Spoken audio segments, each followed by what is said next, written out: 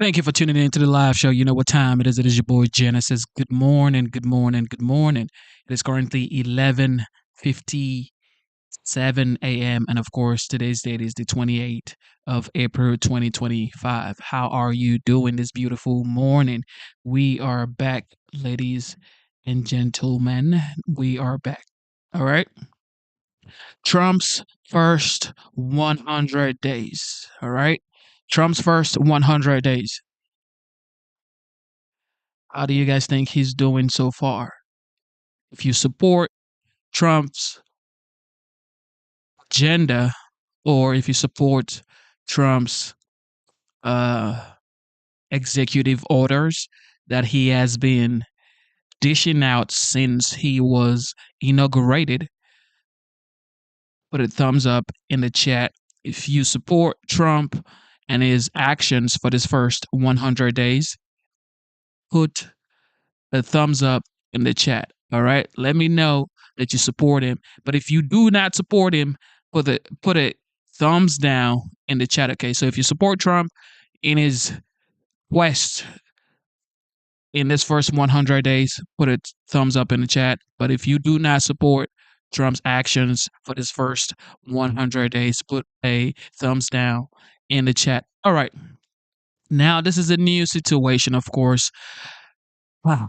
Trump tells The Atlantic, I run the world.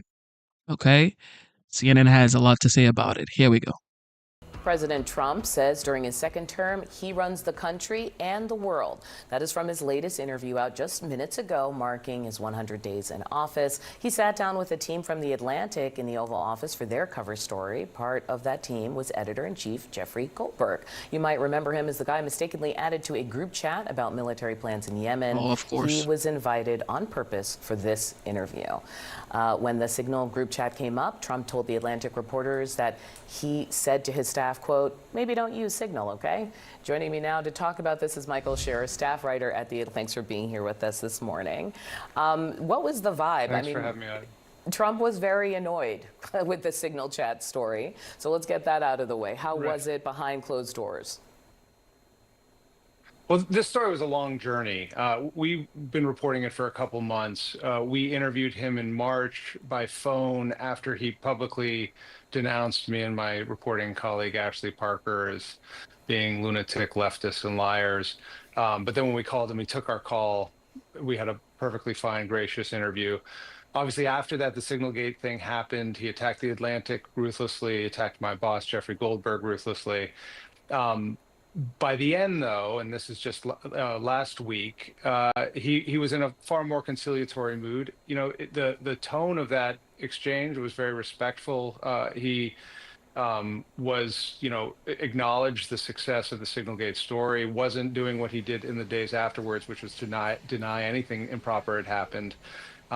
He mentioned to us, for instance, that Pete Hegseth, the defense secretary, was getting his act together, and he'd had a talk with him. He admitted that the national security advisor had gone through a difficult time as well.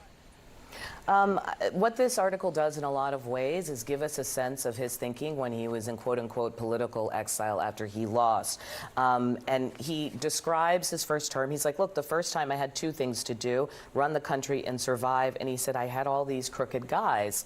This time around, he's really feeling like he is in charge. Can you talk about how that thinking is infusing his approach? Yeah, I mean, if you remember back during the campaign, Democrats would argue that there would be no boundaries on a second Trump term. It would be very different than the first. And it turns out they may have even been understating it. Trump overcame something that really no president, no leader has overcome before. If you go back to the days after January 6th, where you have multiple Republicans voting to convict him in the Senate, you have, most of the party, corporate America cutting him off, social networks cutting him off.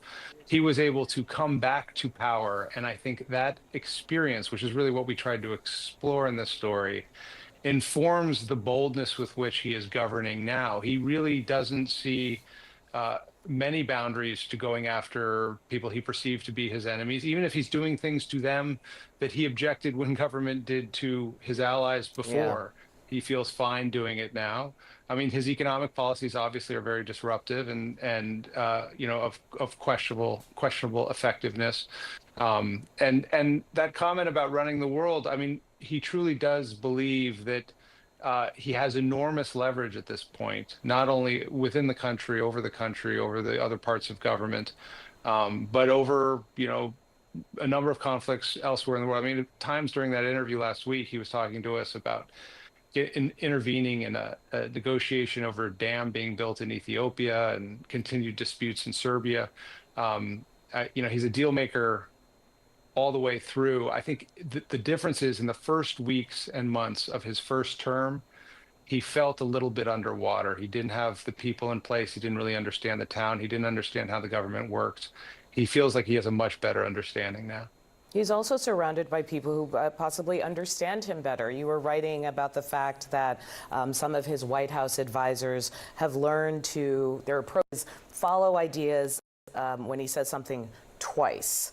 Can you give us examples or give a sense of what this means? He sounds way more in charge, and everyone says the people around him acquiesce a little more, but how is it playing out? Yeah, acquiesce is one way of describing it. I think I would say, the people around him don't feel like they have to manage him or prevent him from doing what he wants to do. They advise him. They sometimes tell him, there's downsides to this, and they try and discourage him from doing things. But it's really different from the first term, where you had a number of chiefs of staff who either were outwardly refusing or quietly refusing to carry out orders, or maneuvering behind the scenes to get him to change his mind. That's not the mood right now. That line about if he says something twice, we know to do it, really comes out of the fact that he says a lot of things. He has a lot of ideas. He throws things around a lot. That came up when they were discussing what to do with the Kennedy Center during the transition.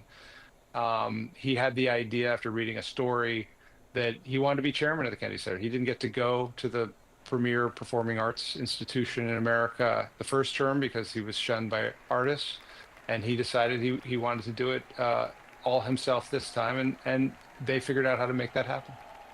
Well, Michael, thanks so much for talking with us. There's a lot of great stuff in this story, including around that question about whether or not he wants to run for a third term. You can check out that article, this interview in The Atlantic, which is out now. Damning with faint praise at the highest level. President Trump with his most loaded comments yet about embattled Defense Secretary Pete Hegseth. In an interview just published in The Atlantic, the president said of Hegseth, quote, "I think he's gonna get it together. I had a talk with him, a positive talk, but I had a talk with him." With us now, Maura Gillespie, former advisor to then Speaker of the House John Boehner, and Democratic strategist Chuck Rocha. Chuck, I think he's gonna get it together. One other way of reading that is he hasn't had it together. That means I'm going to give you a little bit of a leash, and you ain't got far to walk, boy, because you finna get in trouble, because he's about had all he can take of this. You're probably going to talk about some awful polling numbers that he's got coming out in his first 100 days as well, and he don't need this Pete Hegseth thing hanging over him along with all these horrible polling numbers all at the same time, all as we're running into elections coming up in New Jersey and Virginia. He's trying to get this off of his plate and get it focused on things that are positive around him and not these negative things. Maura, is this a glass half empty or glass half full? It's like Pete Hegseth call your office. The president basically says that he doesn't have it together yet, that he's going to get it together. Or is it half full in the sense that he still has a job this morning?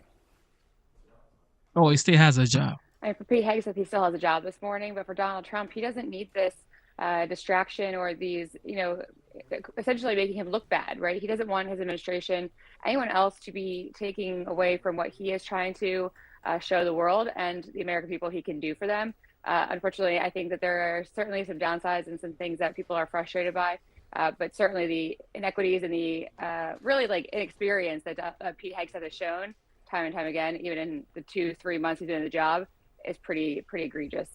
I want to put up one of the poll numbers that Chuck was just talking about there. There are all kinds of polls to mark the president's first 100 days in office, which is officially tomorrow. And the CNN poll just out, I just think one number that encapsulates everything is his approval rating among independents. which is at 31%, 67% disapprove. That's low, Maura. You know, to put it in perspective, that's about what his approval rating was in January of 2021 after the insurrection. So this is really, these are bad numbers for independents. Yeah, this Why do you think it's happening? Because of the economy. I think that there's been this declining confidence that he is going to actually do what he promised to do in that regard. And so independents who wanted to vote for him because they wanted a change and they were not impressed by the Democratic Party, which Republicans at large still poll higher on doing something about the economy than Democrats do. But this is a sign that independents are no longer as confident in Donald Trump to address it, since he thus far has not. To what extent, Chuck, is the economy and his ratings on the economy the anchor dragging everything else down? Because his numbers on everything have been sinking. Affordability. That's where it's at, and the economy is tied to that. Let's be clear. This is the most unpopular president in the history of all presidents. He likes to be number one. Well, you're number one, big boy. You got to take ownership of this, but he's only number one in second place to himself 4 years ago. And I say that not in hyperbole, and that's my big word this morning. I say that because it matters when you look at all of the things that's happened in this administration. Think about what James Carville said in his New York Times. He said, Democrats, if you just sit back, they'll sink their own ship. Well, it looks like he was about right, because Democrats haven't done something big to make these numbers go down. You've just seen him do everything wrong. Tap on cap by CNN. All right, approval ratings. Look at this right here. If you look at some of the issues, what is fueling this right now, it shows it's really across the board right now. And if you look at where he was in mid-February and you look where he is right now, he is underwater on every issue, from a minimum of 3 percentage points to a maximum of 9 percentage points, specifically when it comes to inflation in the economy, as you point out, which is supposed to be his, his expertise at this point. What is also interesting, just overall too, Sarah, is that he is down 7 points from late February, as we note him being an all-time low. That is an amazing drop in such a short period of time. So Donald Trump right now is having to deal with some of this, some of the fallout, with the reality that many of his programs that he's trying to institute and many of his cuts that he's trying to institute are just not taking hold. Yeah, and to be honest, the tariffs have really rattled people. Now, how is he doing when it comes to border security and immigration, which is one of the things that he was, that really pumped him up for this particular presidential election? Collapses as well. He's underwater right now, and you have to wonder, is that because of the effort we've seen put forth by the administration in their strident comments, just like we heard about there being some problems, maybe. Nothing is going to be perfect when we perhaps will be sending people outside the country that shouldn't be sent outside the country. But if you look at these numbers right here, it just goes to show you that Donald Trump right now has to work harder at not just implementing his plans, but they need to do a better job messaging it right now, Sarah. Yeah. When you look across the board at this new polling, is there anything that the president is performing well on? There's always a bright spot, isn't there? Well, yes, there is. There's one issue right now. Take a look at this. It's an issue that really doesn't have a whole lot of sway in people's pocketbooks, but it has to do with gender identity, which really just goes to show you how divided we are as a nation right now, that we're still talking about gender identity right now when we have wars ongoing, and the economy right now is really a big concern, not only for us, but investors around the world. Yeah, all of that. Thank you so much, Mark Preston. It is so good to see you this morning. Now to someone who knows. For you guys watching right now, put a thumbs up in the chat if you think Trump is doing what he's supposed to be doing for this first 100 days. Or put a thumbs down in the chat if you think Trump has been doing the things you did not vote for. Let me know. I support him. I think it's going to take a long time to get to the promised land. I would say the first 2 years would be, a little shaky, but the first 180 days would be the roughest days, which now this is the first 100 days. But let me know in the chat. Let me know if you support his quest to make America great again and his actions he's taken for this first 100 days? Or if you do not support him, let me know in the comment section. Exactly what we're talking about when it comes to polling. And I don't mean our fabulous John Berman. Sorry, John. Talking about this guy right here. So the president's poll numbers are historically low and they are dropping. The question is, who will that have the biggest impact on and how quickly? One man knows, our chief data analyst, Harry Etten. Sir. Sir, okay. I mean, look, it's the congressional GOP. It's the House GOP.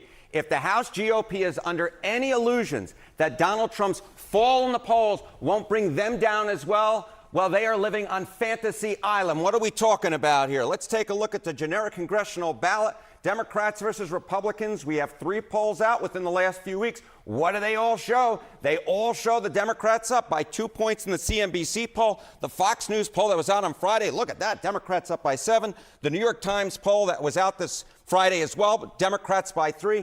And keep in mind, the House GOP won the popular vote back in 2024 by a little less than 3 percentage points. So when you see 3, 7, 2, averaging 4, that is a tremendous shift. That is a shift of 7 points from the November 2024 elections away from the GOP to the House Democrats. Donald Trump dragging down the House Republicans. Where are we seeing this shift in a most pronounced way? Where are we seeing it? We've spoken about it, Mr. Berman. We're talking about independents. This is how you know that Trump is bringing down the House GOP. Look at Trump's net favorable rating. In October of 2024, according to the New York Times, it was -9 points. Look at where it is now, -30 points among independents. That's horrific. That's historically awful. Take a look at the generic ballot. In October of 2024, the Democrats were ahead, but only by 3, well within the margin of error. Look at where they are now, up 17 points. There is no way on God's green earth that the Republicans can hold on to the House of Representatives if they lose independence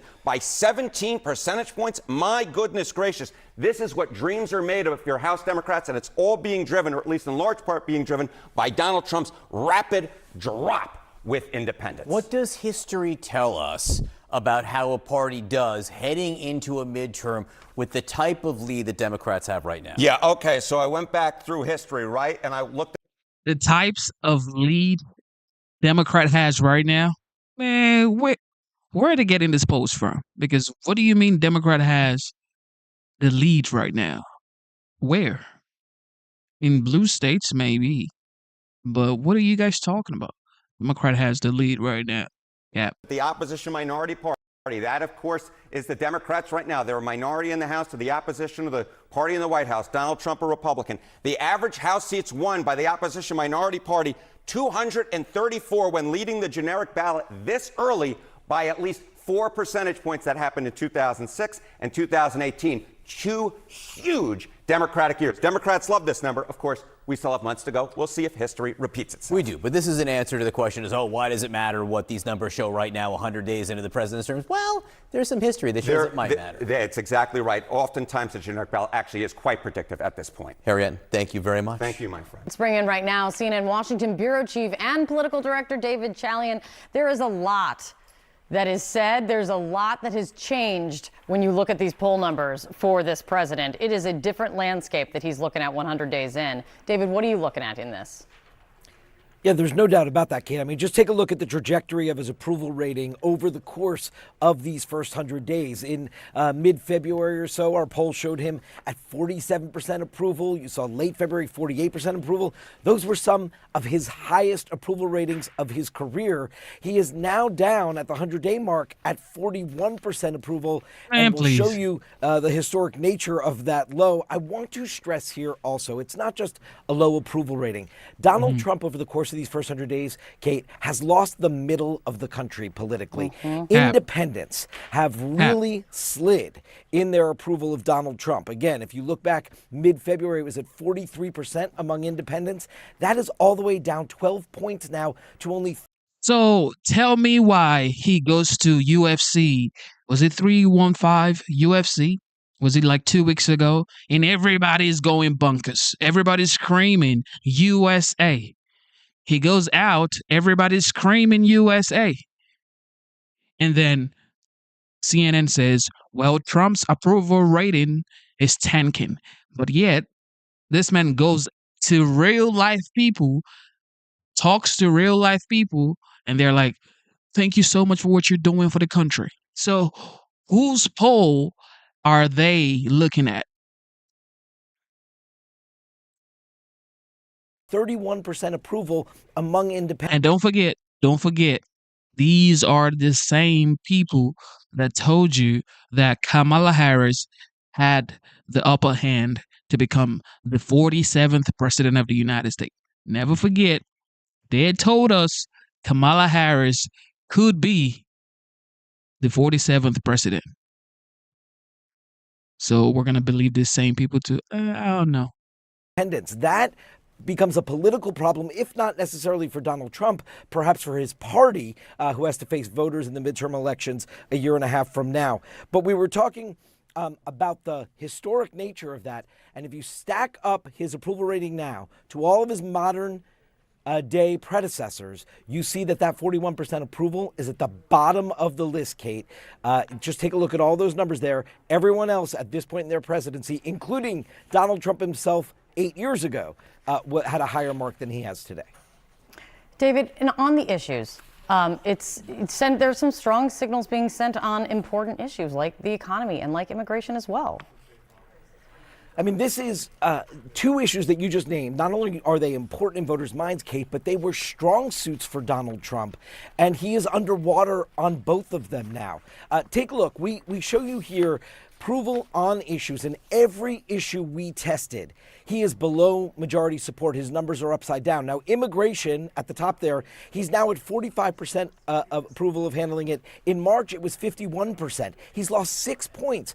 It's still one of his top issues, but he's now underwater. Managing the federal government is the only other issue where he performs better than his overall approval rating. But on foreign affairs, the economy, inflation, tariffs, he's well below his overall approval. In fact, the only issue we tested, and it's not on that list because we don't have trend on it, Kate, where he actually has majority support, 51% approve of his handling of gender identity issues. That is the only positive Yeah, that's cap. That's definitely cap. Okay. Come on. Inflation is down, ladies and gentlemen. Now, tariffs. I get it. Small businesses. Yep. And jobs. territory that we see the president in this poll. The numbers are fascinating. The context that you provide around it is always. Yeah, the numbers ain't right. CNN. The numbers ain't right, CNN. All right, with that being said, Vladimir Putin has said he is declaring a 3-day ceasefire in Ukraine starting May 8th. Listen to this guy, man. Russian President Vladimir Putin announcing a 3-day ceasefire with Ukraine and calling on Kyiv to do the same. It comes just days after President Trump met with Ukrainian President Volodymyr Zelensky on the sidelines of Pope Francis's funeral. After that meeting, President Trump got on Truth Social and said there was no reason for Putin to be shooting missiles into civilian areas, cities, and towns, which is what they have been doing throughout the war. CNN's Matthew Chance joins us now from London. Matthew, do we have any sense here of whether the Ukrainian president is aware of this and if he is saying anything about Russia's call for a ceasefire that we know they have broken in the past? Yeah, well, Sarah, I'm sure that Vladimir Zelensky follows the news like the rest of us and is aware that this latest unilateral ceasefire by the Kremlin has been announced. But you're right, it comes on the tail of more expressions by President Trump of his frustration with his efforts to try and bring a peace with the in the Ukraine war with Russia.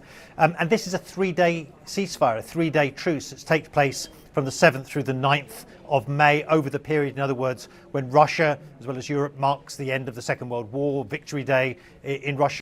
Now, what do you guys think about this declaration by Putin saying a 3-day ceasefire in Ukraine from May 8th to May 11th? That is not going to be enough, but this is a start. This definitely is a start. We did not get this type of ceasefire breaks during, you know who I mean, Sleepy Joe. But now, during Trump's administration and his term, there is a ceasefire deal. This is a 3-day anyway, but with time, this is like, I'm optimistic right now. I'm absolutely optimistic that this is happening. I guess the death of the Pope actually had a little bit to do with this. I don't know. Or the meeting that Volodymyr Zelensky and Donald Trump had in Rome. Maybe that's what's influenced this 3-day ceasefire in Ukraine. I guess so. But everybody knows that Trump has been saying he is not happy with Putin and is like, yo, you're bombing and killing people unnecessarily. This happened probably like 2 days ago. And now we're seeing a ceasefire in Ukraine declared by Putin himself. All right. Is May the 9th, and there's usually a big traditional military parade on Red Square on that day. So it's over that period that this ceasefire has been announced unilaterally by the Russians. But a couple of things. First of all, it stops well short of the 30 days ceasefire that President Trump has insisted on as a first step in this peace process, and by the way, which Ukraine has already agreed to. And secondly, it was only 9 days ago or so that Russia called another truce, an Easter truce over the Easter period, which was violated, according to the Ukrainians, on thousands of occasions. And so, look, it's not exactly clear that this latest unilateral ceasefire declared by the Kremlin is necessarily the beginning of the end of the Ukraine war. All right, Matthew Chance, thank you so much for your reporting on this morning for us. Kate? Joining us right now is the Democratic Congressman Adam Smith from Washington State. Of course, he's the top Democrat on the House Armed Services Committee. It's good to see you, Congressman. Thank you for coming in. What is your reaction to this unilateral ceasefire as we're now learning about it?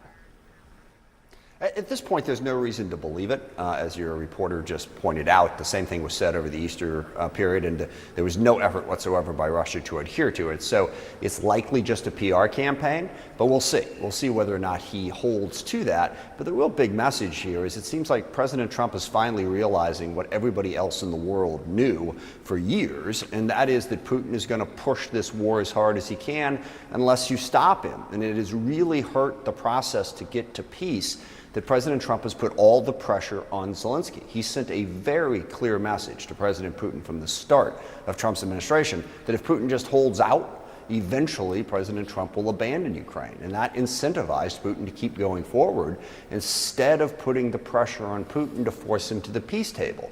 Now, maybe, belatedly, President Trump has figured this out, but it's just a shocking amount of ignorance from this administration that has extended the war and placed Ukraine in greater jeopardy. I was going to ask you what you're hearing from your sources and contacts with European allies, with that image of the president's knee-to-knee in St. Peter's Basilica for the Pope's funeral. The way Trump is now talking about it, coming out of it, and when he landed back in the States on Sunday, do you truly think there is a shift now from the president in his perspective in terms of a better chance that this ends well for Ukraine?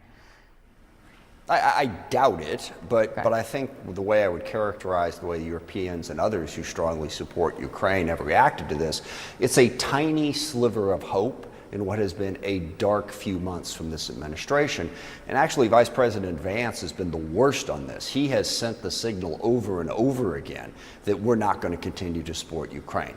So I think what you saw and what you've probably heard now from Europeans and others who support Ukraine, it's just that tiny sliver of hope that maybe at some point President Trump is finally going to get what's going on and react accordingly.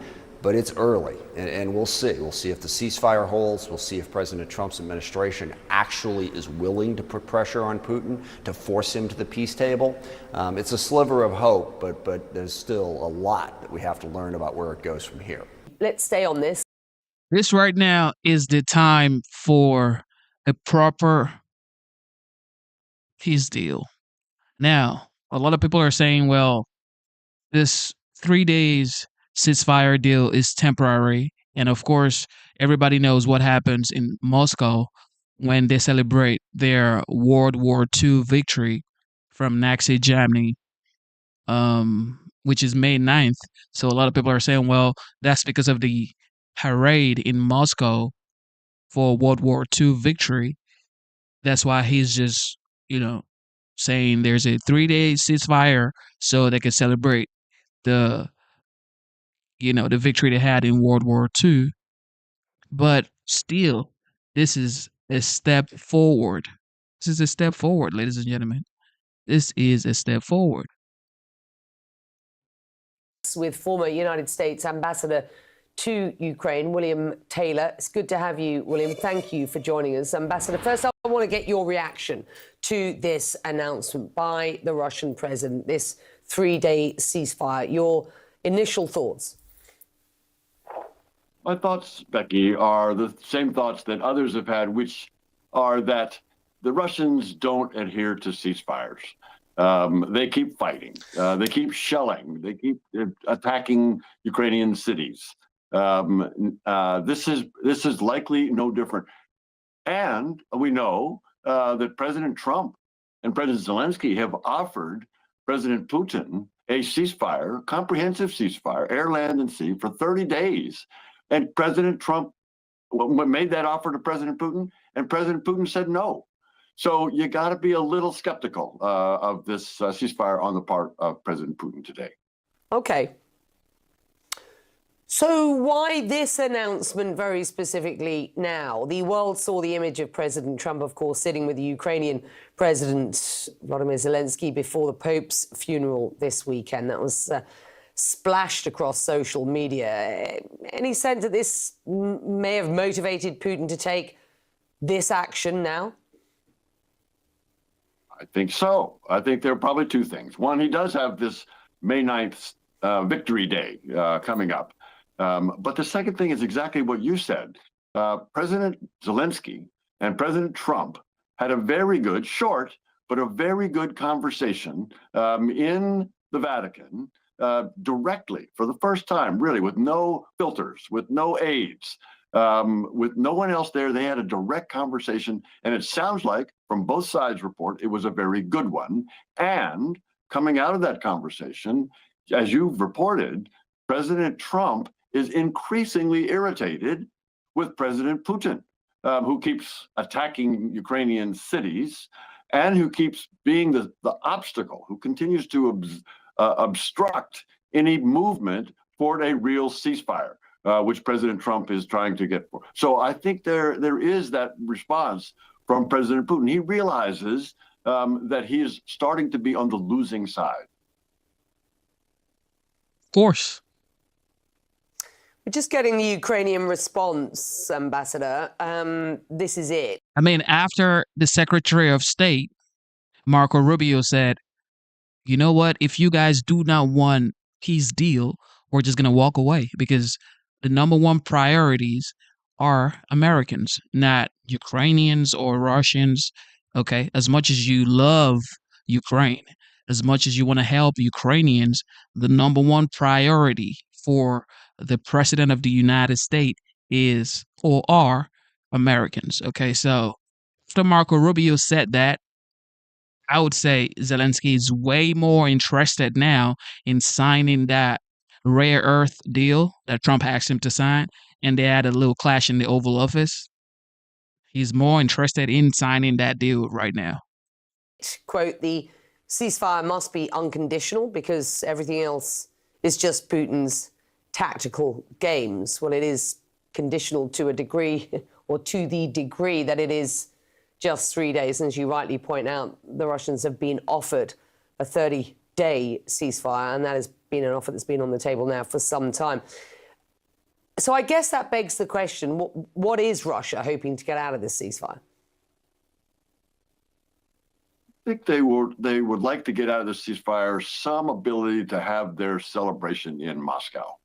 The celebration in Moscow is a victory day. And clearly the Russians are not looking at victory at this point. Clearly the Russians have not accomplished anywhere near what they had hoped to accomplish in Ukraine when they invaded first in 2014, but then again, of course, in 2022. So they are looking at a non-victory day. They're looking, if they are still fighting, it on May 9th, this is not a victory. And this will be evident to the Russian people that they have not accomplished that victory.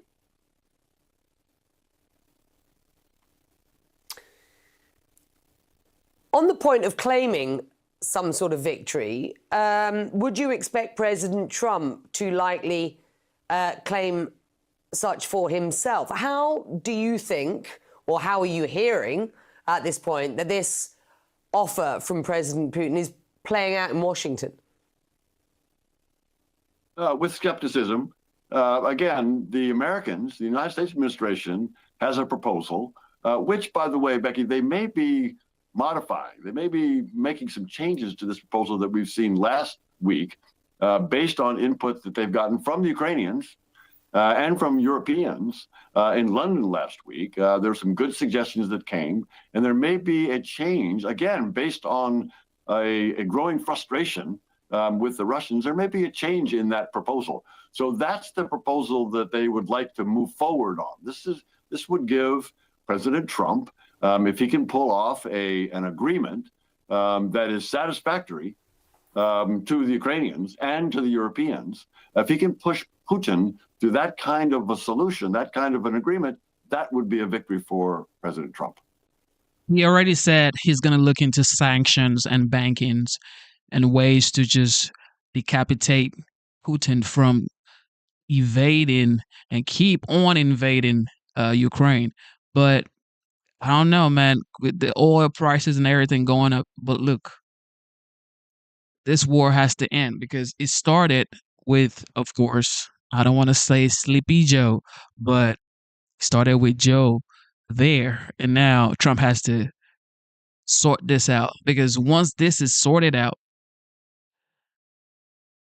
it's only up from here, because what else is hard to sort out than Ukraine and Russia? Because the border is almost secured. Well, according to the White House, they said 99.9 secured.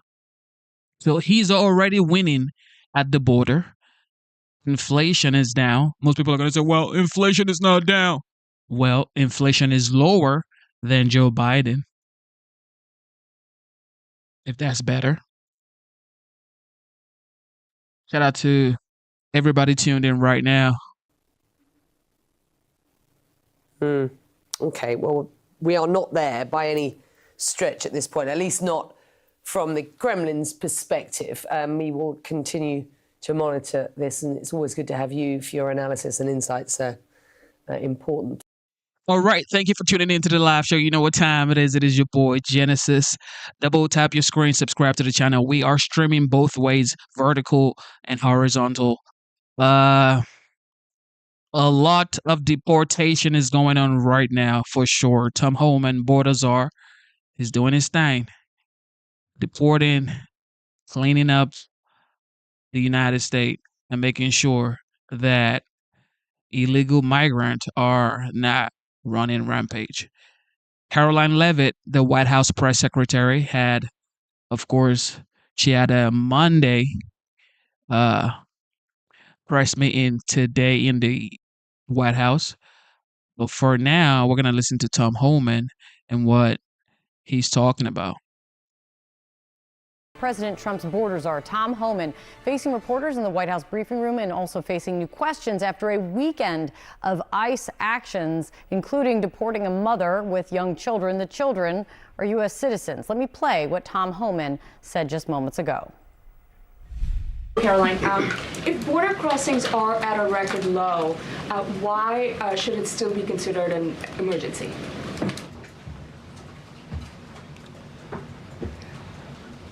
It's because of what has happened on the last administration. We got to ensure that not 1 ounce of fentanyl comes across the border to kill Americans. The president has declared the cartels in Mexico a terrorist organization, along with MS-13 TDA. They've killed more Americans than every terrorist organization in the world combined. It's an emergency till we shut it down. It's an emergency till the cartels are wiped off the face of this earth. Whoa. President Trump's committed to saving every life. Now, I just mentioned gotaways, 38 yesterday. Who are the gotaways? Where do they come from? We had over 2 million gotaways under Joe Biden's administration. Why did 2 million people pay more to get away? Under the Biden administration, you pay a cartel this amount of money to cross the border. Cartel's job ends at the border. Just turn yourself in a green uniform. Get released in 24 hours. Get a free airline ticket to the city of your choice. Get a free hotel room. Get 3 meals a day. Get free medical care. Get work authorization in 90 to 120 days, which is the real reason they came here. Why did 2 million people pay more to get away? Because they didn't want to be vetted. They didn't want to pay. Civil rights groups say last week's deportations included 3 American children, all U.S. citizens. One of them is battling cancer. Let's go to CNN's Priscilla Alvarez. She's joining us from the White House right now. Priscilla, you were at that briefing. What did Tom Homan say this morning? Well, Wolf, the White House is certainly highlighting the progress that they have made and say they have made along the U.S.-Mexico border, where the numbers have plummeted over recent months. But of course, as you just mentioned, all of this is happening against the backdrop of what we are learning about 3 U.S. citizen children who were sent back to Honduras with here we go. their mother. All right. So this U.S. citizens that they're talking about, these kids, okay, these are U.S. citizens for sure, but there are minors. There's no way you could leave a minor here in the United States without their parent. So their parents, their moms, according to Marco Rubio yesterday, he said, these moms are not Americans, okay? These people are illegal migrants, and they had a baby here in the United States. So, of course, the baby becomes an American citizen by birth. And then, now that, of course, Trump is here, ICE, baby. So ICE goes in there, sees your kid, American kid, parent, illegal migrant, and they're like, okay, your kid can stay, but you got to go. Do you have any family members here that could take care of your kids? Well, I'm going to take my kid back home with me. If I'm going to leave here, if I'm not going to be in the United States, I want to take my kids with me. Then CNN says, he's deporting kids. Nope. Okay. He's not deporting kids. He's deporting the parent because the parent happens to be illegal migrant. But if the parent has family members here that could take care of the kid, okay. And Marco Rubio even said when the kid grows up or is old enough to, do what they want to do by themselves, they can come back to the United States. He said it. You know what I mean? So most people want to say, well, he's deporting kids because when people hear kids, it's over. Because kids, women, and dogs, it's over.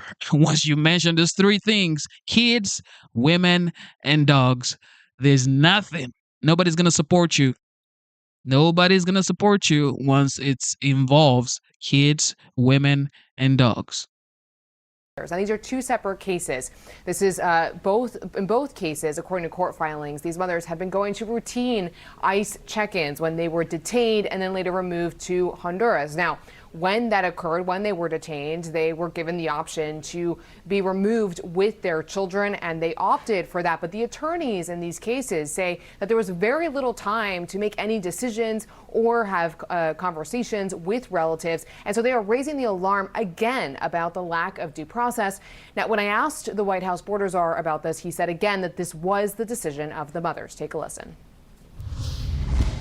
If you choose to have a U.S. citizen child, knowing you're in this country legally, you put yourself in that position. You put your family in that position. What we did is remove children with their mothers who requested the children depart with them. This was a parental decision, parenting 101. The mothers made that choice. Now, if you recall, the White House border czar was asked about this before President Trump took office, in which he said that there wouldn't be family separation. Rather, the families would be removed together. Now, I did also ask about the number of deportations so far under this administration. He said there were 139,000.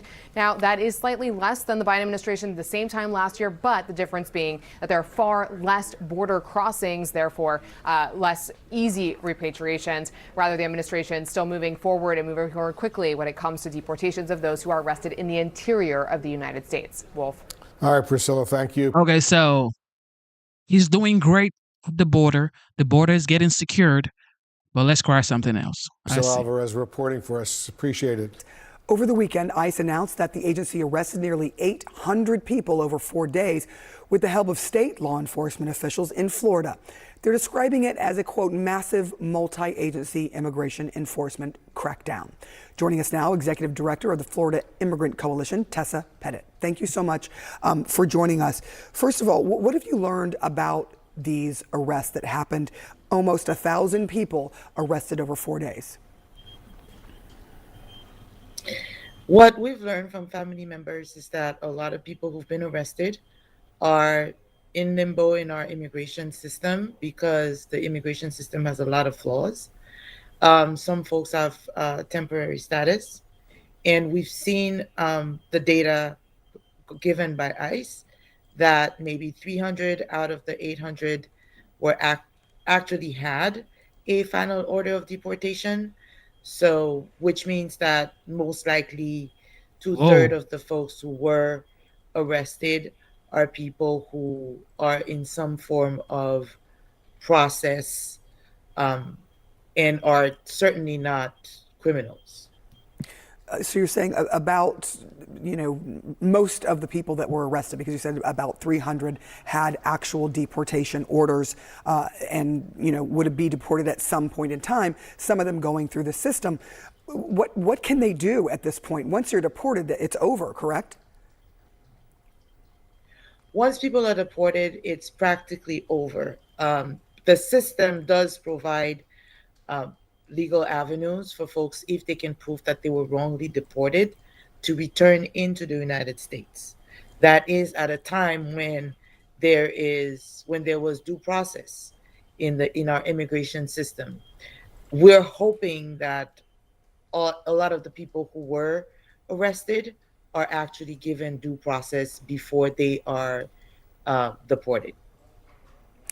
Is there any indication that there are U.S. citizens potentially that have been grabbed up in this group of people? Because we have now seen that there were children that were deported and that there was a man who was in the country legally that was accidentally deported, according to the administration itself, and there is a battle over that in court. What do you know about the sort of legal status of some of these individuals? Right now, we don't have any information about the legal status of these individuals. We've seen how ICE have made multiple errors because. So you don't have any legal status for these people that you're saying. Nearly 800 immigrants arrested in multi-agency operation in Florida. But we've checked the way ICE arrests immigrants. They've made so many mistakes, but we haven't checked the legal status of these people. How does that even make any sense? But you just want to complain first before you go confirm if these folks are actually illegal migrants. Let's go complain first. So we're gonna make the news, then we're gonna make sure, even if they're not Americans, we don't know for sure. Even if they don't have legal status, we don't know yet. But let's complain because we've seen the way ICE does their arrest. They're making so many mistakes. So let's just go ahead and complain. I see. They are rushing. It's just wild how when this lady in New York on a subway was set ablaze by an illegal migrant, nobody was screaming and saying we want to go back to El Salvador to bring back somebody else. When Laken Riley happened in Atlanta, I didn't see all these senators flying into Atlanta saying we got to make sure. But they want to fly to El Salvador to bring back Abrego. Now, according to the news, they're saying this man is MS-13 and he has his tattoos indicating that he is an MS-13. But yet, you have senators flying Democrat senators flying to El Salvador. But they would never go make sure that these homeless veterans on the streets have a place to stay, have a roof over their heads, have a meal to eat. But we're going to go to El Salvador to bring back somebody who they're saying allegedly beats his wife. Through a process that actually, if done properly, would not treat people in such an inhumane way.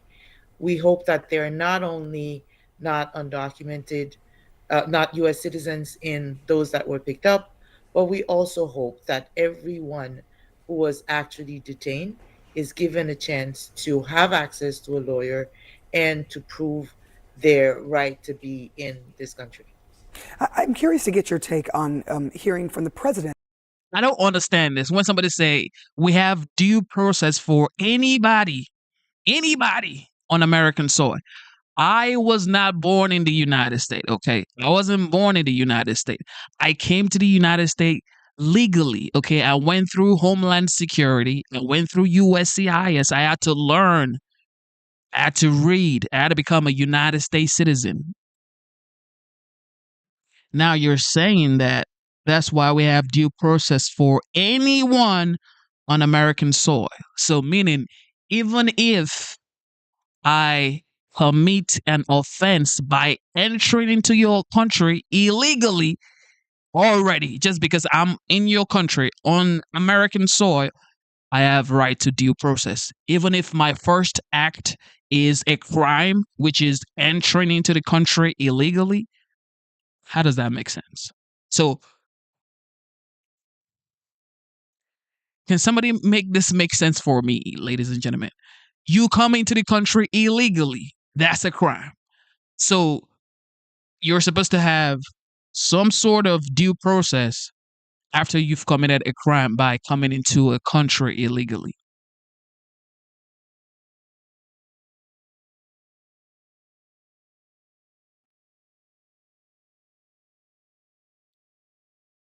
Really?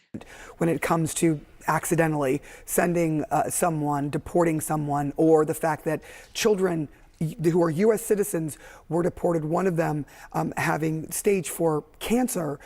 His response to The Atlantic in an interview that he has just done and that has just been published was, well, sometimes mistakes are made. What is your response to that? I am from Haiti. I can tell you one thing.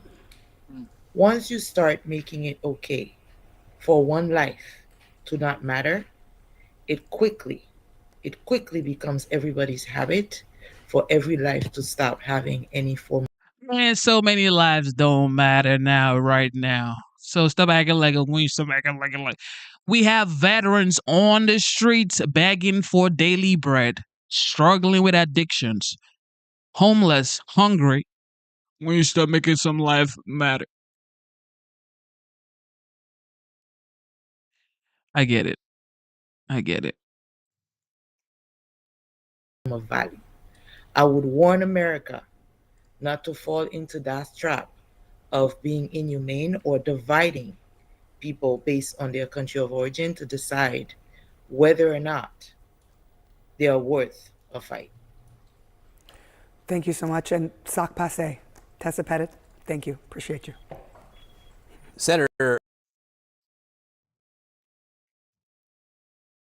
Somebody said, okay, look, okay, yeah.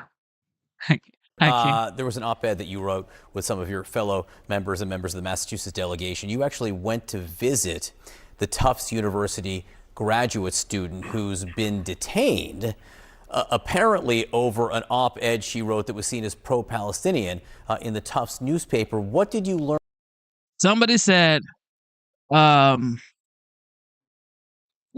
it's not a crime. It's not a crime. You know how they try to make everything seem like it's not a crime. Entering into the United States, it's not a crime. It's not a crime. All right, here we go. Put the people at the back.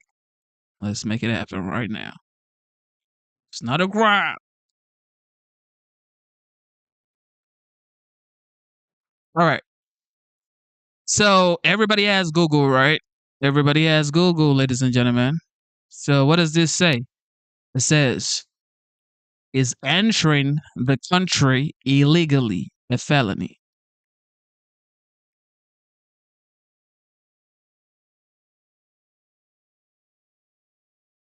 Now she says, not a criminal one.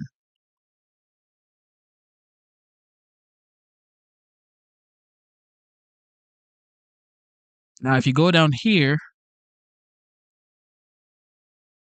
it says here, what happens if you get caught entering the United States illegally? It says if you try to enter the United States illegally, lie to get a visa or work without legal permission or stay in the United States after your visa or visa waiver period expires, you will face serious penalties. This includes jail time, deportation, and a permanent ban on obtaining a U.S. visa in the future.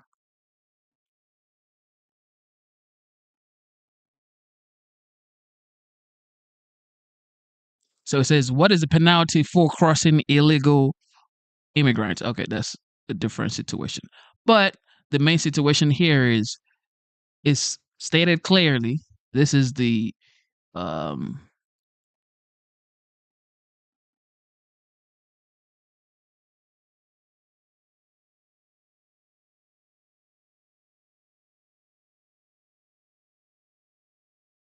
this is just wild.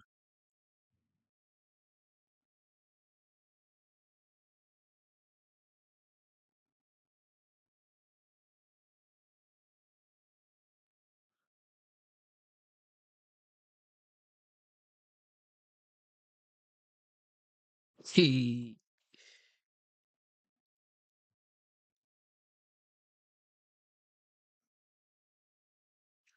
There you have it. But here it says crossing the border illegally or entering the country without proper documentation is usually a misdemeanor, especially for a first time offense, punishable by fines or up to 6 months in prison. Whoa. Really? It's a misdemeanor? It is a misdemeanor to cross the border of the United States.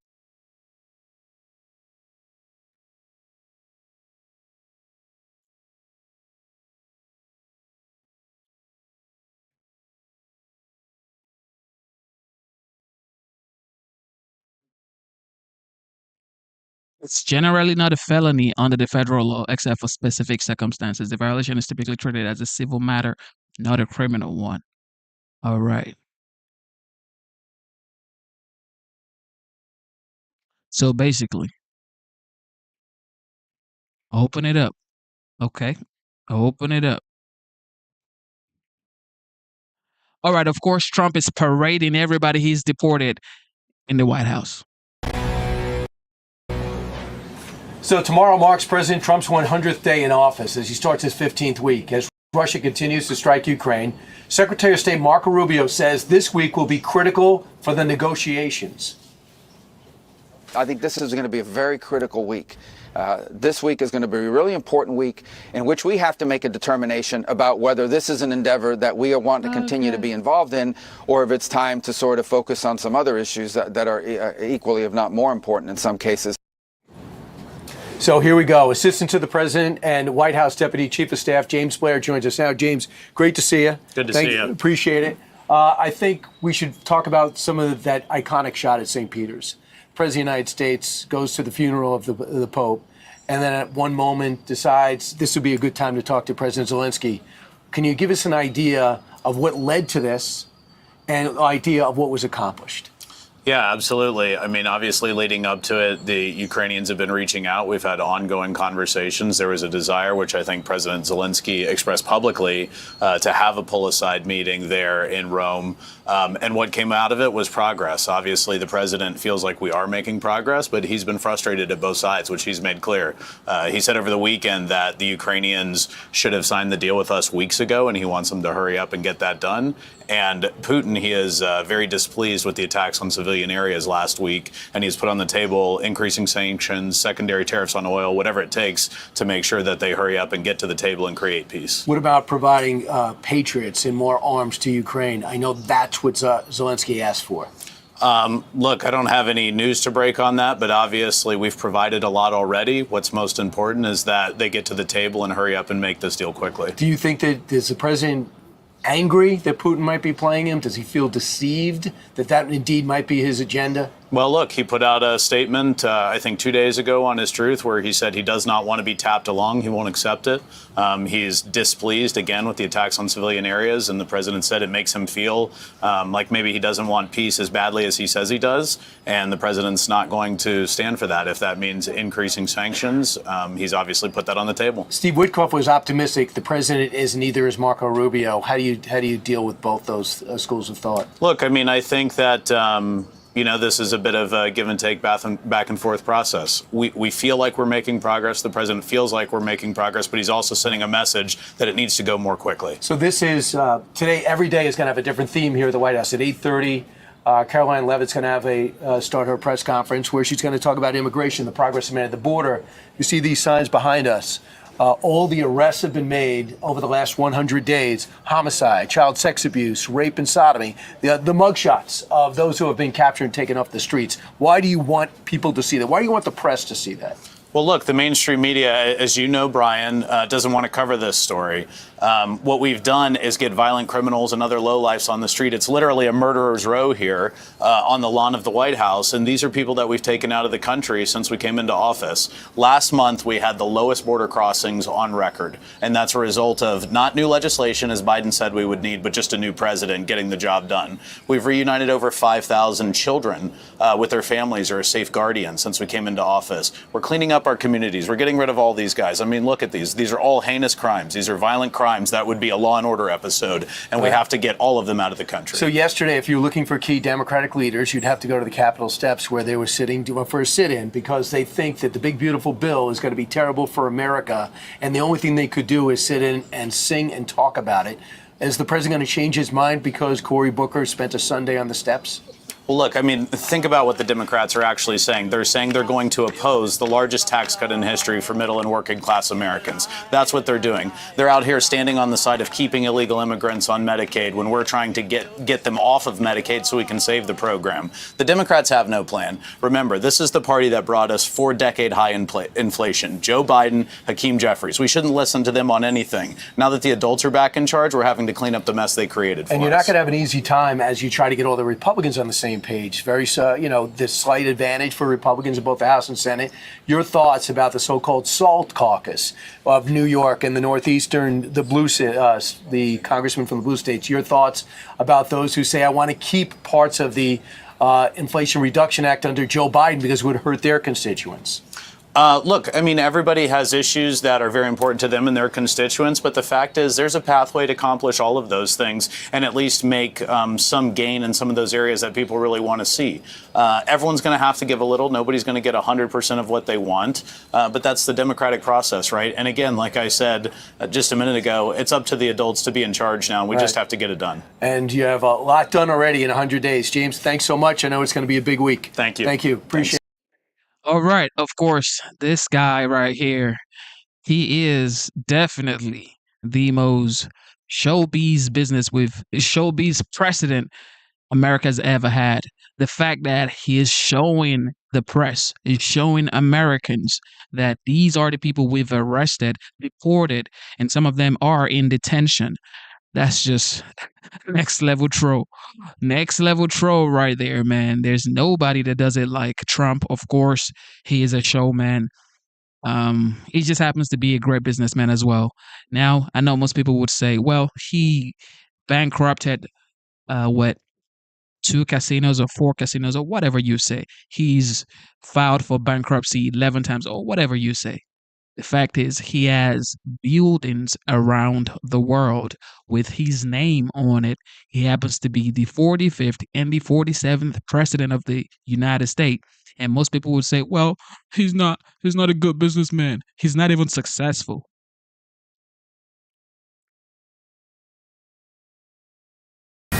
Local and federal authorities team up to make hundreds of migrant arrests in Florida. Operation Tidal Wave leading to the capture of nearly 800 illegal migrants in the span of just 4 days. Florida law enforcement working hand in hand with ICE to get the job done. And Governor Ron DeSantis praising the joint endeavor on X, saying Florida is leading the nation in active cooperation with the Trump administration for immigration enforcement and deportation operations.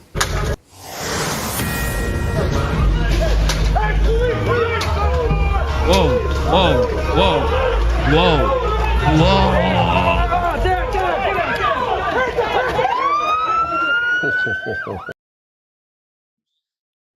Whoa, whoa, whoa. Just imagine you went to the club on a Sunday evening, having a good time with your boys. You know, you caught up y'all having a good time.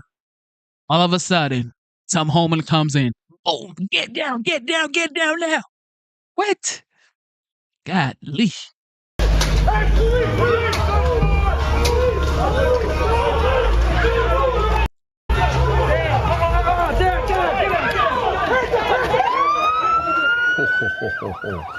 This is something else, and this video goes on and on. This is 3 a.m.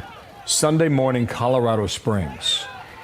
In the end, there were about 300 people inside, about 100 said to be illegal, arrested. Over the weekend, massive multi-agency raid at this underground nightclub. Rob Murphy is the principal deputy administrator of the DEA, which led the operation. And Rob, good morning to you. Nothing good happens at 3 a.m. I want to read you the president's post on X. I want you to tell us everything we need to know. Here we go. Big raid last night. Some of the worst people illegally in our country, drug dealers, murderers, other violent criminals of all shapes and sizes. And judges don't want to send them back to where they came from. If we don't win this battle at the Supreme Court, our country as we know it is finished. It will be a crime-ridden mess. Make America great again, end quote. Rob, take me to Colorado Springs. What happened? Why the raid? How was it carried out? What was the net result? Good morning, Bill, and thank you. Yes, 3 o'clock Sunday morning, this club was well known to law enforcement. We had numerous complaints over the last 2 years, violence, everything, drug trafficking. We knew what was going on there, and we expected to find mostly illegal aliens inside the club. So there was a planned investigation for over a month. DEA did surveillance, controlled buys, everything else to develop what we needed. We knew that there was going to be armed personnel inside, security personnel who were actually active duty military. So in the planning of this, we have a pretty dangerous operation. We expected anywhere from 200 to 300 people in that club. There was over 200. We showed up pretty strong. All of our law enforcement partners, DEA, every federal agency, a lot of state and locals, and we made sure that we were able to contain safely everybody in there. You know, not everybody was in there doing illegal things, but the majority were. It resulted in about 115 illegal aliens that we've identified so far, and there were 17 active duty military, some of which were working at the club as armed security. Rob, this could have gone sideways. It's 3 o'clock in the morning, dark of night. Your men and women show up armed, and you don't know what's inside. Whoa. How many members of TDA were arrested or other gang members that were illegal? We're still working on the exact numbers. I know we've identified at least one Sinaloa cartel member. There were definitely MS-13 and TDA members. We're still working on the exact numbers. You're absolutely right, though, Bill. This was a potentially very dangerous operation. When we went in, somebody unknown to us sprayed bear spray trying to prevent or hinder us from doing our operation. As you can see in the video, people ran in every direction, especially the people that are in there illegally had nothing to lose. They were going to try to do everything they can to get out of there. We knew that there was armed active duty military in there providing security. That gave a level of caution, and that's why we showed up with a... Man, nobody's showing up at the club no more. Nobody's showing out these clubs no more, yo. What? You at the club having a good time going, woo! All of a sudden, he's like, get down now! Get down now! Ice in the building! And you sipping on margarita, having a good time, thinking you were going to have a happy ending that night. Think you would have a happy ending, not knowing. Ice waiting on you. Ice waiting on your ass, yo. President, we had over 300 law enforcement personnel, all working towards making this community safe. And from an tactical operational standpoint, it could not have gone any better. Wow, how'd you keep it quiet? I wonder, because sometimes the word gets out and things leak. Let me read what Derek Maltz said, acting DEA administrator, said Colorado's ground zero of some of the most violent criminals in America. The command and control for TDA and the entire United States of America is right here in Colorado. Why Colorado? How do you answer that? You know, I don't know. I can't answer that. I mean, listen, they're all over the country, and it's ground zero where you live if you've got them there. So our job in law enforcement, we've been tasked of getting these people out of the country. We have enough homegrown criminals. We don't need to import any.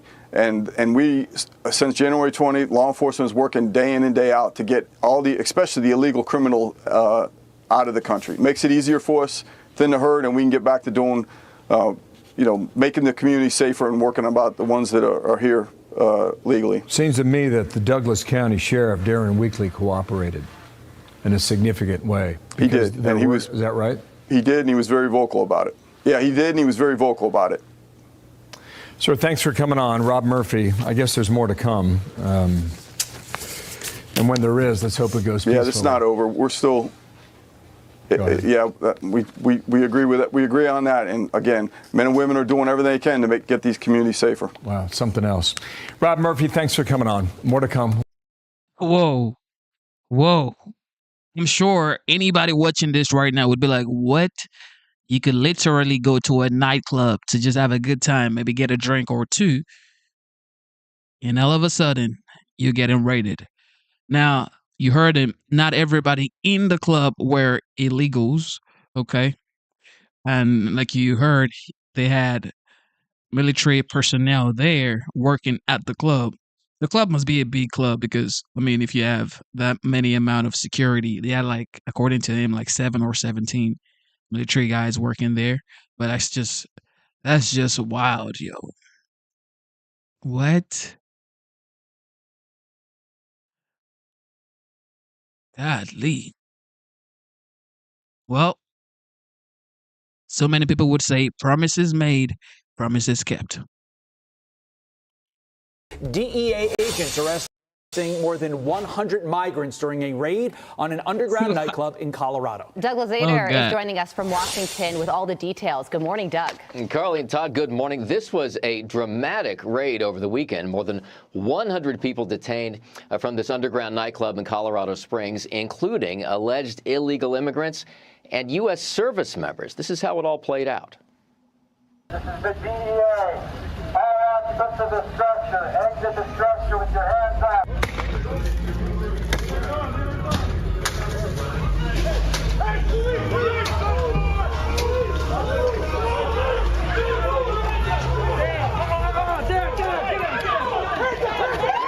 But right here, what are you guys gonna do? Like, if you were just having a good time at a club, I mean, you don't ask people, "Hey, can I see your ID? Are you an American? Come into the club." I mean, nobody asks that kind of questions. But if you are an American and you were in this club right here, what would you have done? Would you have just, obviously come outside, put your hands up, and say, "You know what? I'm an American. Here's my ID." Da da da da da. Because here you could tell they're raiding the entire club. It's not just some people in the club. So once you come outside, you then identify yourself. Then maybe you're free to go, "Oh, no, they did it." But what would you have done, though? Like in this club right here in Colorado at 3 a.m. and all of a sudden it's like, whoa.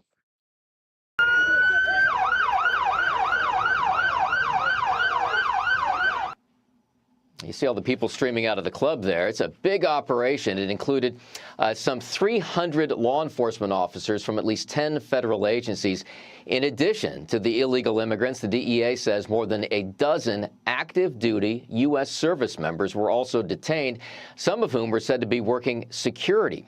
The agency also says the club has been linked to gang members from Tren de Aragua and MS-13. U.S. Attorney General Pam Bondi posted this on X. This morning, the DEA.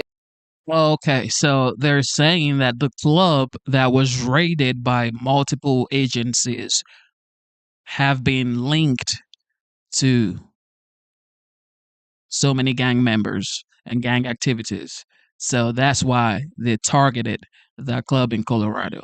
I see. DEA apprehended over 100 illegal aliens at an underground nightclub frequented by Tren de Aragua and MS-13 terrorists. Cocaine, meth, and pink cocaine seized. 2 people were also arrested on existing warrants. As we approach his 100 days in office, President Trump's directive to make America safe again is achieving results. And let's take a look at what that building looks like after the raid. You see it boarded up there. We may hear much more about this through the course of the morning. In about 2 hours and 15 minutes, there's going to be a joint briefing from White House Press Secretary Caroline Leavitt and border czar Tom Homan. Todd and Carly. And not only that, Attorney General Pam Bondi is also going to be on Fox and Friends later this morning with all the latest details on this raid and so much more. So stick around for that. Doug Lazater, live for us in Washington. Thanks, Doug, thank you. Let's bring in John Fabricatori. He is the former head of ICE in Denver and a Heritage Foundation visiting fellow. And he, of course, joins me now. John, good morning to you. The sheer number of people involved in this raid, 300 law enforcement officers from 10 different agencies, arresting 114 illegal immigrants, some of them with serious criminal records. The numbers here stand out to me. What stands out to you regarding this? Well, yeah, the numbers are incredible, but this is the second club that the DEA has raided since January with a large number of illegal immigrants. This operation was very well planned, very well coordinated by multiple agencies. It was not leaked, which is great because we had a leaked operation here in Colorado. And, showing the DEA taking this down with all these multiple agencies is absolutely a good thing. I also want to get your take on a situation that unfolded in Washington, D.C. Of all the idiotic things an illegal immigrant could do, one of them allegedly stole DHS Secretary Kristi Noem's purse. He was arrested on Saturday, allegedly a serial criminal from Chile, racking up over 20 theft charges in just about 5 months. His co-conspirator was arrested yesterday. Here is Tom Homan on that. What? If you're going to rob from the Secretary of Homeland Security, that means you're going to do just about anything. So he picked the wrong target. They got right on it. He's now arrested. He'll be held accountable. Secretary Noem is a no-nonsense secretary, and she's going to continue to enforce the law. So I think this is a pure example of illegal aliens committing crimes across the cities, big and small. U.S. Attorney Ed Martin came out and said that Kristi Noem was likely targeted not because of her position as DHS secretary, but because she did have a luxury handbag with her. But imagine being these two people the moment they realized that they messed with the wrong person. So your thoughts on this situation? So this looks like it was a South American theft group. We've had some issues, with them throughout the United States. And, this guy just saw a target of opportunity, which is incredible that he targeted our Secretary Kristi Noem for Department of Homeland Security. She has a protection detail. We don't know if it was there with her or not. But he was able to abscond with her bag from inside of a restaurant that she was in. This just goes to show the level of crime that these illegal aliens are willing to go to get what they want. Yeah, and then another big news item when it comes to illegal immigration is what's going on in our court systems. There have been a lot of rulings against the Trump administration. One judge was recently arrested for trying to shield an illegal immigrant from ICE. So what are your thoughts on that element of what's going on right now and how detrimental that will ultimately be to President Trump's agenda in getting illegal immigrants out of this country? These judges need to realize that the Immigration Nationality Act was voted in by Congress, that it is the law of the land. And what President Trump is trying to do right now is just have that law enforced. He's trying to make communities safer. These renegade judges that are going out there and trying to shield illegal criminal aliens, illegal aliens that have been convicted of crimes before, that have been deported from the United States before. All President Trump is trying to do is keep our communities safer, and these judges need to be sat down and explained to what the law actually is. Well, while all of this is going on, the numbers at the border in terms of illegal crossings is at an all-time low, so that will ultimately take some of the heavy lifting off the shoulders of ICE agents. John, thank you so much for joining us. I'm Steve Ducey. I'm Brian Kilmeade. Thank you for tuning in to the live show. You know what time it is. A lot is going on. This is first 100 days by the Trump administration. What has he done right that you actually like? What has he done that you actually support? What has he done that you say, you know what? I agree with that. Let me know in the comment section. What do you guys think? Let me know, chat. Let me know. Let me know what you guys think, though. I mean, he's not going to be perfect. That's the thing. Most people say, well, he should be perfect. I mean, nobody's perfect, okay? So I don't expect the president of the United States to be perfect. However, I expect him to be effective. And is he effective? Absolutely. He is effective. You can say whatever you want to say about Trump, but you could never say that he isn't effective. You could never say he's not effective. He's absolutely effective. Because everybody is focused on the United States. It could be because of the deportation going on. It could be because of trade deals and the tariffs and whatever. But everybody on earth right now is focused on America. And you know what they say about attention? Where attention goes, money follows. So that means investments are pouring into the United States. All right, here we go. President Trump giving an update on his tariff war with China. According to a new interview, he says this. Trump says China's President Xi has called him and that his administration is in active talks with the Chinese to strike a deal. I don't think that's a sign of weakness on his behalf, Trump says of Xi, and that he expects to have a full slate of deals announced over the next 3 to 4 weeks. He also says he's made about 200 deals on tariffs. He told that to Time Magazine over the weekend. Treasury Secretary Scott Bessent is in the eye of the storm, literally. And it's great to see you, Mr. Secretary. Good to see you, Brian. Probably you get the best reviews of anyone in the administration outside the president. Your thoughts about the U.S.-China standoff right now? Well, Brian, first of all, it's all the president, especially on the 18 important trading partners. We're doing bespoke deals, and he's going to be intimately involved in every one. 2 weeks ago, when we had the Japanese delegation come in, he started it in the Oval, and then we took them into the negotiating room. So he laid the groundwork, told them personally how important the relationship was, but also how important a fair deal for the American people is. So what does these deals look like? Are they going to be 1,000 pages? Are they going to be 12 pages? Or is it just going to be an alteration to the current relationship, let's say, from Vietnam to Japan? Again, Brian, it'll depend from country to country. I think the important thing is the agreement in principle that USTR, who this is what they do, they paper these very large trade deals, and Jameson Greer has a fantastic team, and they will do the final documents. The important thing is that we reach an agreement in principle to end these unfair trading practices that have been going on for decades. So this is what I understand in the Wall Street Journal today. They say your goal is 6 nations a week up until the date of July 8th, the deadline. And then whatever's left, it'll be reciprocal down the line. What do you think? We'll see where it goes. We'll see who's coming in good faith and who's not. But again, as I said, there are 15 to 18 important trading relationships. We'll put China to the side, right. And then we're moving very quickly with many of those other countries. A lot of our Asian trading partners have really come with their A game and are trying to solve this fairness problem. What about China? Do you plan on calling your counterpart? We will see what happens with China.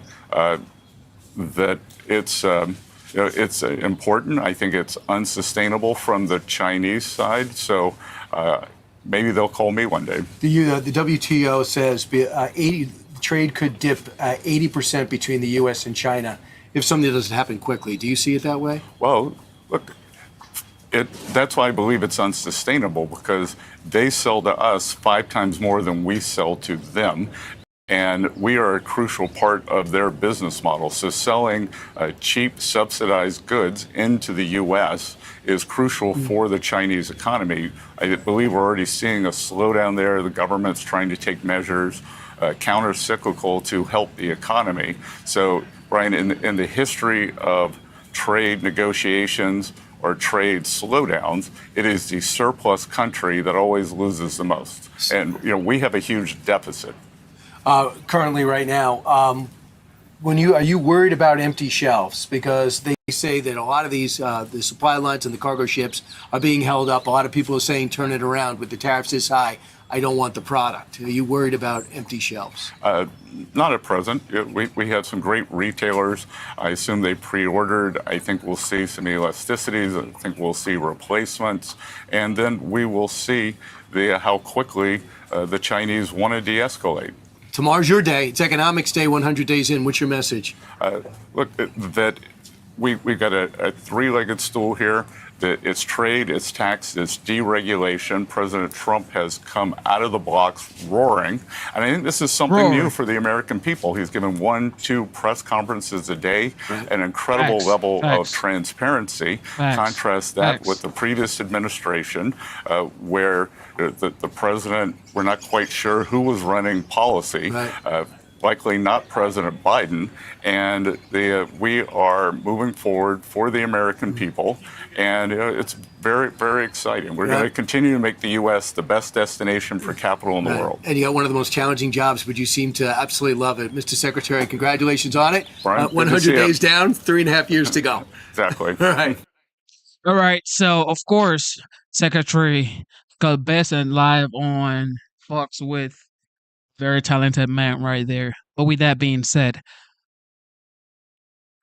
Trump is facing a lot of lawsuits as well. Well, his administration was just sued by a toy company. A toy company has just sued the Trump administration, saying they are losing a lot of money.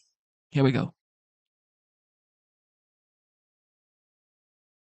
This morning, China again denying President Trump's claims that he and Xi Jinping have talked on the phone. China now saying that there have been no talks between the two on tariffs. I'm going to play for you what the Treasury Secretary said just yesterday, explaining. Let me play this for you. In game theory, it's called strategic uncertainty. So you're not going to tell the person on the other side of the negotiation where you're going to end up. And nobody's better at creating this leverage than President Trump. He's shown the high tariffs, and here's the stick. This is where the tariffs can go. And the carrot is come to us, take off your tariffs, take off your non-tariff trade barriers, stop manipulating your currency, stop subsidizing labor and capital, and then we can talk. So the Treasury Secretary is saying that uncertainty is strategy and part of this game, and caught in the middle of that strategic uncertainty are American businesses. One of those business owners now fighting back, suing the Trump administration and challenging the president's authority to issue some of these tariffs. Rick Waldenberg is who we're talking about here. He's the CEO of the education toy company Learning Resources. He says the trade war with China could be catastrophic, will be catastrophic for his business. Rick Waldenberg joins me right now. Rick, thank you so much. I want to get to the lawsuit in just a second, but just set the table for me. How hard are you being hit by this trade war? Give me an example of what tariffs, especially what's been imposed on goods coming from China, means for you. Well, we've been hammered tremendously, and it all started on April 2nd. We tried to stop shipments to the U.S., and we were unable to stop 19 shipments. Those shipments last year, if we'd brought them in, would have produced about $15,000 in duties and tariffs, I estimate. The amount, if we cleared everything that was shipped by mistake, because we got there one day too late, is over $1 million. It's not affordable. It's going to cause tremendous problems under lines of credit, and it's sent our company kind of into a form of chaos. Businesses like yours, you face something of a choice when it comes to if nothing gives here. You pay the tariff and either eat the cost, or pass it on to customers, or you bring in less inventory. Which is it? What is your calculation? Which is it for you? Well, we really can't afford to pay the tariff at the end. You know, what used to cost us $10 because you would be able to bring it in at 0% duty now costs us $24.50. In no fantastical world do I have a markup like that in the most competitive consumer market in the world. This is the most competitive market, so it's just not possible. So we've just stopped. We've brought in very few shipments from China, basically things that we have to bring in and don't have a choice, and everything else just ceased. We are scrambling to move as much as possible out of China immediately. We did have an alternative supply chain. It's not like we were napping. Just no one was prepared for this. And we were given no warning. And there was no warning of it. That's exactly right. So your lawsuit filed Tuesday. Why did you do it? Why did you take that step when so many businesses, very large corporations, very small, even smaller businesses, they are not taking that step? Why did you? We're a fourth-generation family business, and we're a mission-driven business. We think what we do is important, and I think the future of our business overnight was threatened by the tariffs, and so I felt like I had no choice. We'll do anything we can to fight to save our business. As I said, we think what we do is important. We also have 500 families, the families of the people that work for us, who are depending on us for their livelihood. And I can't give up on them either. So we had to. Rick, there are a lot of politicians and also a lot of businesses who are not taking action, who are not even speaking up like you are, because they fear retaliation from the administration. Are you afraid? As I said, I think the end is near. So, what am I more afraid of? I'm more afraid of doing nothing. Honestly, I think the emperor has no clothes here. Strategic uncertainty is the same way of saying we have no plan. Honest to God, somebody needs to stand up and call nonsense here, or use a stronger word. We just can't go on like this. They're going to asphyxiate us. Wow. How long before you think, I don't even like to say the words, but before you would have to make some really tough choices with your business, like potentially shut it down? Well, we've already cut our spending to shreds. I am going to defend the jobs that people have at our company as to the last day. But the reality is our business will never be the same. Since April 2nd, our business will never be the same. So, and I'm paid to keep the company healthy, and that's what I'm doing 24 hours a day. So we are hobbled. We have had irreparable harm. But I'm not going to give up. My job is not to give up. So I will fight on. And here we are. Rick Waldenberg of Learning Resources, thank you very much for coming on.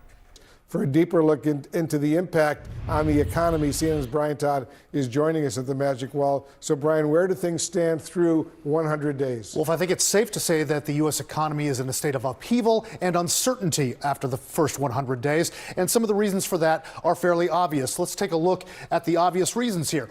Tariffs. The imposition of tariffs on China, Canada, Mexico, and other countries has had an enormous impact on the markets.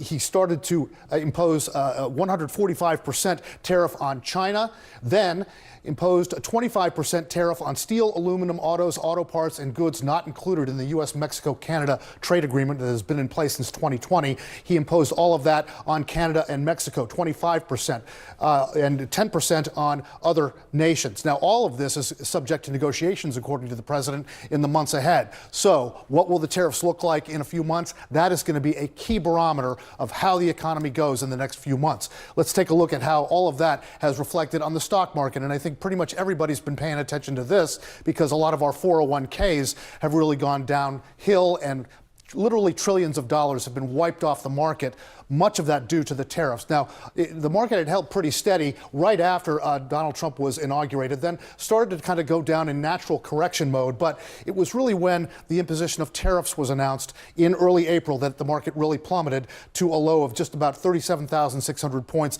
Now, again, we have to say that the market has rebounded, gone up in the last few days. But again, Wolf, with the imposition of the tariffs, the negotiations over those tariffs, that is really going to reflect how the market will go. And of course, we know that Donald Trump pays a lot of attention to the markets. What impact has all this had on everyday goods, for example, for the American public? Well, we looked at that by tracking the Consumer Price Index, Wolf. The Consumer Price Index basically tracks price changes in typical household items like housing, food, transportation. Let's take a look at eggs. Now, Donald Trump promised to bring the price of eggs down. Just a quick reminder here, egg prices spiked in November and December because of an outbreak of avian flu and the demand over the holidays. So from January to March, egg prices have gone up to about a little over $6 per dozen. Now, what we can tell you is that wholesale egg prices have started to come down, but the consumer's not going to see that for a little while. The wholesale prices have come down because demand has decreased, and they've kind of gotten a handle on the avian flu at least a little bit. So egg prices could be coming down. Again, that's not something a president can have a lot of control over. It was the avian flu and the demand falling as a result of that. Now, let's quickly look at gas prices. Gas prices did spike after Donald Trump was inaugurated to a high of just under $3.40 a gallon in February, and have started to come down, Wolf. So again, that is not something that a president can necessarily control, but we're going to see where the gas prices go. How are Americans, Brian, feeling about all of this? Well, you want to look at consumer sentiment here. Consumer sentiment is basically a measure of people's optimism about the general state of the economy. And this is a real reflection here. Look, in January, it was a little under negative. It was already in the negatives at negative 10%. But look at how far it's gone down to a little negative past 30%, almost down to 35%. People not feeling great about the economy. Wolf. Brian Todd, thank you very, very much. Thank you for tuning in to the live show. You know what time it is. It is your boy, Genesis. With that being said, you guys are the best. Let's keep going, ladies and gentlemen. It is Monday, and it's 1:33 p.m. We're having a good time. I hope that everybody's good today. I hope everybody's good. A lot is going on. All right. The White House is live right now. Foremost, it's regarding trade deals. So your Vice President Vance, said no free speech, no deal.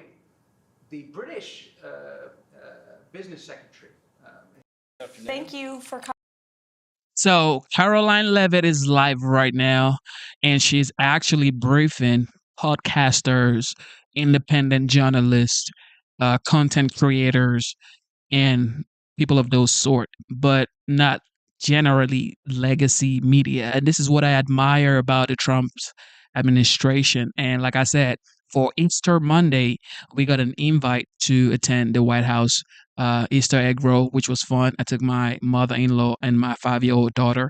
Just the fact that everybody is involved with, the country makes a lot of sense. I mean, you don't want to have a country where people don't care about their country. Trump is making it cool to talk about America. It's making it cool to love America. It's making it cool to say, you know what? I'm an American and I support these ideologies. And this is what really inspires me here for these next 4 years, in my opinion. The fact that more Americans are getting involved with politics. They want to know what's going on rather than before. They just don't care. But now they only do not just care. They want to be a part of it. And that's what makes this so cool, that as a matter of fact, Trump is making politics cool again, is making politics great again. Everybody want to be involved with America right now. That is the ultimate marketing for the United States. And you know what they say about marketing? After God, it is marketing. You know what they say? After God, the next thing is marketing. And Trump knows how to market, because everybody wants to come here and start building because they don't want tariffs. And guess what? It's working. It's working. Coming today. It's great to be with you. This is our first official influencer briefing here at the White House. I want to thank you all so much for joining us on what is day 99 of the Trump administration. And as I promised, as my first briefing as press secretary back in January, the Trump White House will speak to all media outlets and personalities, not just the legacy media who traditionally has covered this institution. Tens of millions of Americans are now turning to social media and independent media outlets to consume their news. And we are embracing that change, not ignoring it. It's well past time that the White House press operation reflected the media habits of the American people in 2025, not 1925. And thanks to President Trump, a select group of DC-based journalists no longer have a monopoly over press access here at the White House. All journalists, outlets, and voices have a seat at the table now, and you being here today for this briefing proves that. Today officially marks the 99th day of promises made and kept by President Trump. Our primary focus today is how President Trump has fulfilled one of his central campaign promises to the American people in record time, ending the massive illegal invasion and securing our nation's southern and northern borders. As we know, Joe Biden allowed millions of criminal illegal aliens to pour into our country over the past 4 years. And as we all know, a significant number of those aliens have been vicious gang members, murderers, rapists, and pedophiles. Innocent Americans like Laken Riley, Jocelyn Nungray, Rachel Morin, and many others have been murdered because of Joe Biden's open border. President Trump made a promise to the American people, to all of you and your audiences, to end the carnage and keep our country safe. And he has overwhelmingly delivered on that promise. He immediately declared a national emergency on the southern border, deployed the U.S. military and Border Patrol to repel the invasion, and ended reckless catch and release policies. And as a result, between the inauguration and April 1st of this month, only 9 illegal aliens were released into the United States of America. This is a staggering 99.99% decrease from more than the 184,000 illegal aliens who were released into the country under Joe Biden during that same period last year. You can't get much better than 99.99% decrease. Total attempted illegal crossings at the southwest border hit a record low in February, only to fall to another record low again last month in March. President Trump signed the Laken Riley Act into law, requiring illegal aliens arrested or charged with theft or violence to be detained. And he reestablished the successful Remain in Mexico policy from his first term. The president has also restarted construction of his signature border wall. More than 85 miles have been built and are in various stages of construction and planning. He designated cartels as foreign terrorist organizations, invoked the Alien Enemies Act to apprehend, detain, and remove these massive threats who have flooded our country. And the Trump administration, as you heard from our border czar Tom Homan earlier today, is working literally 24/7 around the clock to successfully arrest and deport illegal criminals and foreign terrorists from our communities, your communities. We're in the beginning stages of carrying out the largest deportation campaign in American history. And despite the legacy media's fear-mongering and lies about this, we will continue with these successful operations because we know that's what the American people are expecting from this president, and that's why they overwhelmingly reelected him to this office. Over the past weekend, it was announced Operation Tidal Wave was a joint effort in ICE Miami and Florida law enforcement agencies. Nearly 800 illegal aliens were arrested during the first 4 days alone. I don't know if we have any Floridians in here, but you're welcome. Operation Tidal Wave is a preview of what is to come around the country. Large-scale operations employing our state and local law enforcement partners to get criminal aliens off our streets. And we will not apologize for this. This is the first of its kind multi-agency immigration enforcement operation coordinated by ICE with federal partners. And this multi-day operation has so far resulted in nearly 800 illegal aliens apprehended in 4 days, including MS-13, murderers, rapists, drug traffickers, and human rights abuses. So, safe to say President Trump made a promise to all of you, your audiences, and the American public to secure our nation's borders. He has overwhelmingly delivered on that promise. And you will see the legacy media has nitpicked stories to try to drum up sympathy for people who broke our nation's laws. This White House has sympathy for American citizens, for law-abiding families who are doing what's right, who came here the right way. That includes legal immigrants who have come to this country, paid their dues, waited their turn, and are now being cheated and ripped off were being cheated and ripped off by the previous administration. We are putting Americans first every day, and we applaud the ICE agents and Border Patrol agents who are on the ground doing this important work. That's just the border. Of course, the president has been working incredibly hard to unleash the might of our economy here at home. He's in the process of negotiating fair trade deals abroad with many countries around the world who have come to the table because the president is using the leverage of this office of the United States of America to leverage our economic might and to cut good trade deals. You also look at what's happening on the world stage when it comes to foreign policy. The president has put the world on notice. They all understand that we have a commander-in-chief in the Oval Office who is going to put America and our troops first, who's going to do what's right for our country, our nation, our people, even if that means making tough decisions. And we are closer today to a peace deal in Russia and Ukraine, certainly than we were when we took office on January 20th. If you look at the situation in the Middle East, Israel has never had a stronger friend than they do right now in the Oval Office with President Trump. We've had more than 75 hostages who have returned home from around the world or wrongfully detained individuals. You can only do that if you have a president who's unafraid to use the leverage of the United States. So there are many accomplishments to talk about this week. I haven't even mentioned the restoring common sense effort of this administration to get men out of women's sports, to root out DEI and waste, fraud, and abuse from our federal bureaucracy. The president has done so much in such little time, and we're working very hard here every day. We appreciate all that you do on social media to push what the president is saying, but also sometimes question it. And we relish independent journalism. And I hope you all have seen the president, myself, anybody in this administration. We are unafraid to take questions. This has truly been the most transparent and accessible presidency in American history. So with that, let's kick it off. And I'm happy to take your question first, Aaron. Thanks so much, Caroline, both for having us. Here we go. Question here. Sure. And I can attest to the deportations in Florida. My Uber drivers finally speak English again, so thank you for that. But my question for you is, what are the administration's plans for those who continue to defy the executive orders? Most notably, on my mind, are the ones related to what some would call trans men. I would call men trans women, which are men masquerading as girls in girls' sports. Mm-hmm. Sure. Obey federal law, or you will be prosecuted. Obey federal law, and you could see your federal funding cut. Whether you are a college or a university, we have seen the president, again, using the leverage of this administration and to negotiate deals with some of the biggest colleges and universities in this country. And if they don't want to come to the negotiating table to apologize for the federal laws they have broken, to apologize for allowing Jewish American students on our nation's campuses to be unlawfully bullied and harassed, then there's going to be consequences for that illegal behavior.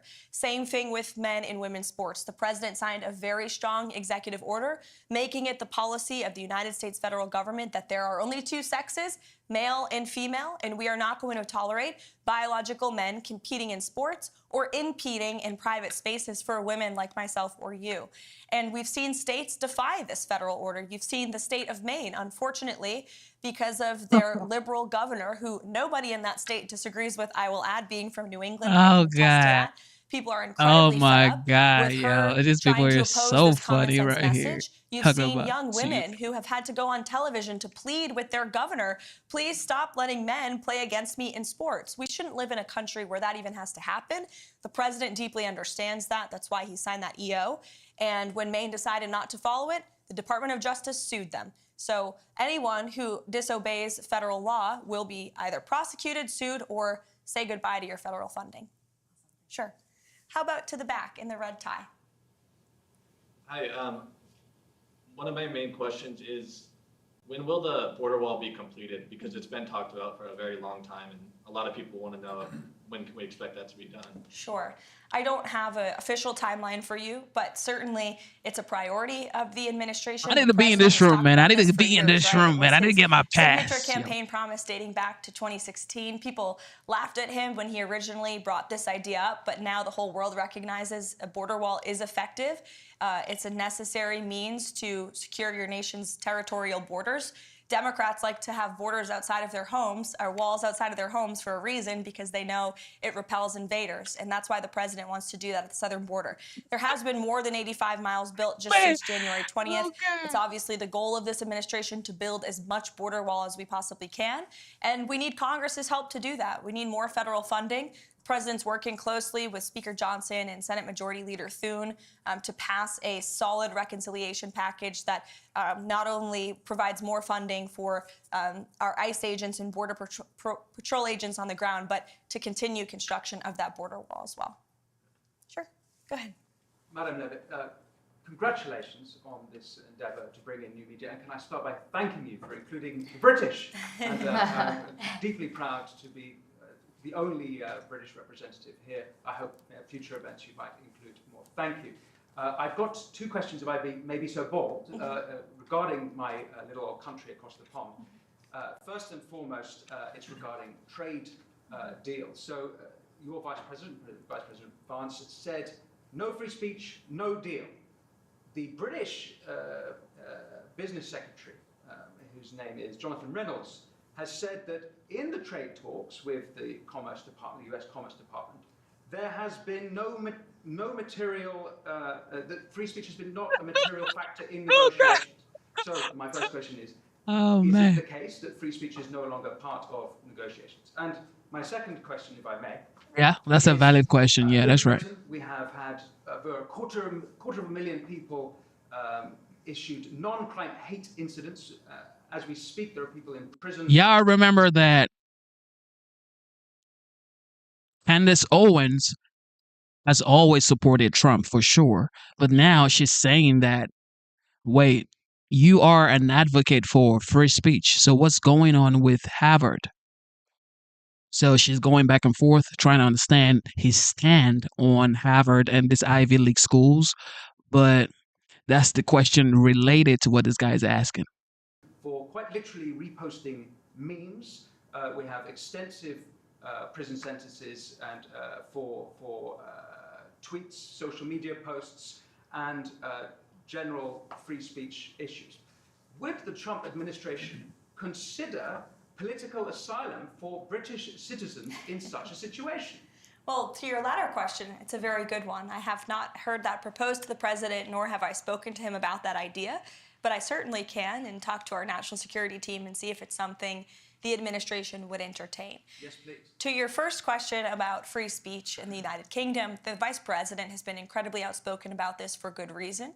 And the president has spoken about this as well directly with your prime minister when he was here for a visit to the White House. So it remains a critical endeavor of ours to show the Brits and your country, which we love and admire, about the First Amendment and the importance of free speech in a sovereign nation. As for the trade talks, I understand they are moving in a very positive way with the United Kingdom. I don't want to get ahead of the president or our trade team and how those negotiations are going, but I have heard they've been very positive and productive with the United Kingdom. And I will say the president always, both publicly and privately, speaks incredibly highly of your country. He has a good relationship with your prime minister, though they disagree on domestic policy issues. I've witnessed the camaraderie between them firsthand in the Oval Office, and there is a deep mutual respect between our two countries that certainly the president upholds. Thank you. You're welcome. Shout out to Caroline Levitt for sure. She's changed the game. She's literally changed the game with this that she's doing. So you mean like you could start a podcast and you could get a chance to go ask questions for, the people that you represent. That is a big deal. Normally, it is like the legacy media that does all of these questions. But the fact that the Trump administration and Caroline Levitt here is allowing individual podcasters, content creators, people who were deemed not qualified to be journalists, those people are now coming in now, like everyday Americans, getting to ask questions that actually matters. That is a game changer, and she's changed the game. She's the youngest press secretary, and some people even say she's the best ever. Welcome. Mr. Spicer, it's good to see you here. My predecessor. Yeah, well, had to swing by and say hi. Thank you for doing this. I think it's marvelous what you guys have done to bring in new voices, and it shows, it reflects the president's commitment to transparency and to bring this in. So I've got two quick ones for you. The first is you mentioned reconciliation. Beyond that and what he hopes to get out of that, considering how slim the House majority is, what other legislative priorities does he want to see codified in law before this Congress adjourns? It's a really good question, Sean. I think reconciliation is the first and foremost question on the president's mind right now. It's a huge deal. We have to get it done. He's working closely with Congress. In fact, he's meeting with Speaker Johnson, I think, in a few minutes today in the Oval Office to discuss this very bill and measure. Aside from reconciliation, which we hope and are very confident will include more funding for border wall construction and mass deportations, as I mentioned earlier, but it's also very important that we get tax cuts passed. That is the second step in the Trump economic agenda. The president has used every executive lever he can to slash burdensome regulation, and we continue to do that every day across every agency. Administrator Zeldin is doing a fantastic job at the EPA, I may add, but every cabinet secretary is getting rid of regulation very seriously. The president is certainly working on unleashing American energy to drive down costs, but tax cuts are a critical component of really seeing the Trump economic formula be put together. So he wants to see tax cuts passed in this reconciliation package. That includes no tax on tips, no tax on Social Security, no tax on overtime, no tax on Social Security for our seniors, of course, too. As for other measures that would be codified into law, certainly we've seen the president put forth common sense executive orders and take really common sense executive action that we would love Congress to take further action on to ensure that the president's executive actions can remain long after his tenure. So you don't have another president come in here in 8 years and undo some of the executive work that the president has worked so hard on. So we want Congress to continue getting to work, but we got to get this reconciliation bill passed first. Thank you. The second thing I have is just a question I get a lot, and I figured I'd best address to you. You've done a phenomenal job opening up the briefing room, bringing in new voices. The president's commitment during the campaign to do long-form podcasts was, I think, extremely helpful to this new media environment that we live in. But a lot of conservatives will ask me, why does he sit down with people like Terry Moran of ABC or Jeffrey Goldberg of The Atlantic? What is the rationale behind that, rewarding people who have very vehemently expressed disdain for him personally? Because the president is unafraid, and he is inspired by competition, and he likes to talk to people face to face. And I think that's one of his best attributes and qualities. We live in an incredibly divisive country, unfortunately, that has been really the result and consequence, frankly, of the fake news and the hoaxes and lies they have driven at this president for the better part of the last decade now. But the fact that we still have a president who has been a victim of these hoaxes, these lies, these smears by so many legacy media outlets and reporters, yet he's still willing to sit down with them, look them in the eye, look them face to face, and take them to task and share the truth with them and his perspective, I think is what the American people deserve in a president. And it's certainly a stark contrast to what we had in the previous administration, a president who was hiding, who actually used this beautiful South Court auditorium, which we're happy to be in today, but he used this like it was a fake Oval Office, weirdly, oddly. He was missing in action. He called lids at 2 o'clock in the afternoon. For those who don't know, a lid is when we tell the press to go home for the night. And he was doing that midday. That is not acceptable around here. I will tell you, we're working very early through the very late hours of the night. And the president's willing to talk to anyone, not just journalists who have really been posing as journalists but are actually left-wing activists, but also if you look at our adversaries and our competition abroad on a foreign policy scale, you know well in the first term, he went to North Korea.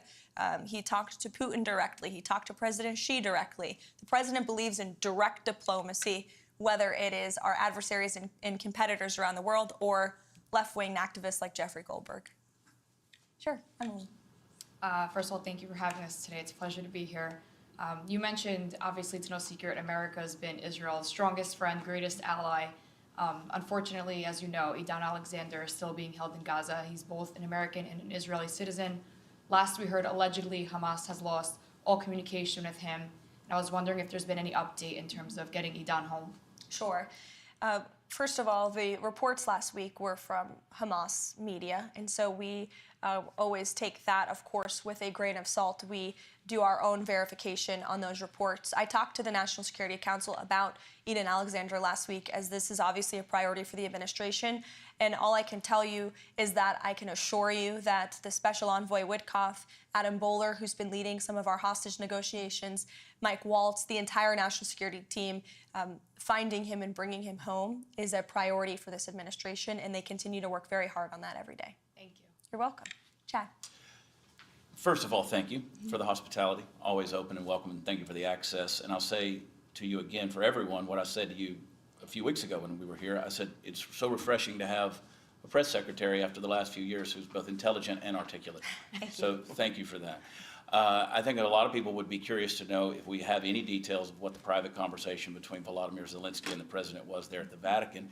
I imagine that we don't know at this stage in the game, but more specifically, back to the border issue, the DOJ stated on Friday that they were floating the idea of potentially subpoenaing journalists for to get access to whistleblowers. We know the last administration did not treat whistleblowers very well. There's numerous ones who, although still employed by the FBI or the DHS, have not received back pay and haven't truly, they've been employed, but they're not reinstated. So I'm wondering, does this administration have, do they believe that we should reinstate the whistleblower, like Agents Garrett or O'Boyle or Friend or, Stevenson with DHS, who blew the whistle on the child trafficking involving the cartels under Joe Biden? He too is yet to be brought back. Do we have a position on that? Sure. Well, for each individual agency, the secretaries of those agencies obviously have deference over who they hire, who they fire, who they promote. I can tell you certainly the president commends anyone who steps out and speaks the truth, especially against the malpractice that we saw over the last 4 years under the previous administration. I could speak to the two cases at the Treasury Department. The two whistleblowers there who blew the whistle on the Hunter Biden tax fraud case have been promoted by Secretary Bessent. So certainly we commend anyone who has the courage to step up and speak the truth. And as for those who unfortunately try to leak, especially classified information to the legacy media to put our troops in harm's way, our law enforcement officials at harm's way, leaks like that will not be tolerated. But those who are seeking to protect the truth will certainly be commended and applauded for that. Sure. Rogan, go ahead. Hi, Caroline. Good to see you again. Great to see you as well. Great job this morning, and as always, you're really crushing it.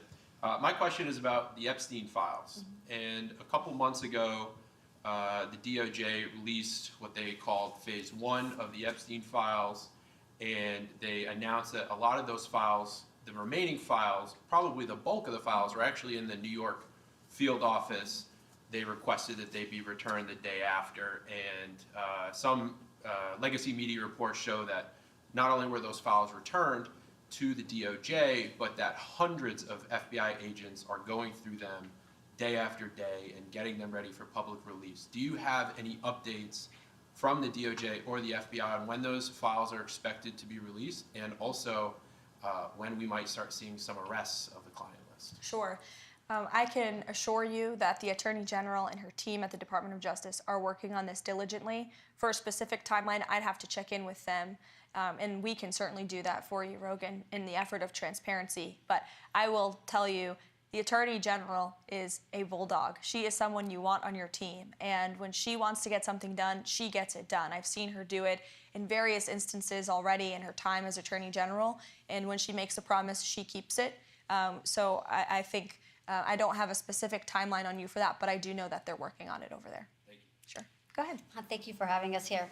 I've noticed, this is kind of like a repeat of 2016, the legacy media has gone back to not reporting anything on President Trump. In the beginning, we had them reporting everything that he was doing. Now they're kind of going back again to not reporting everything that he is actually doing.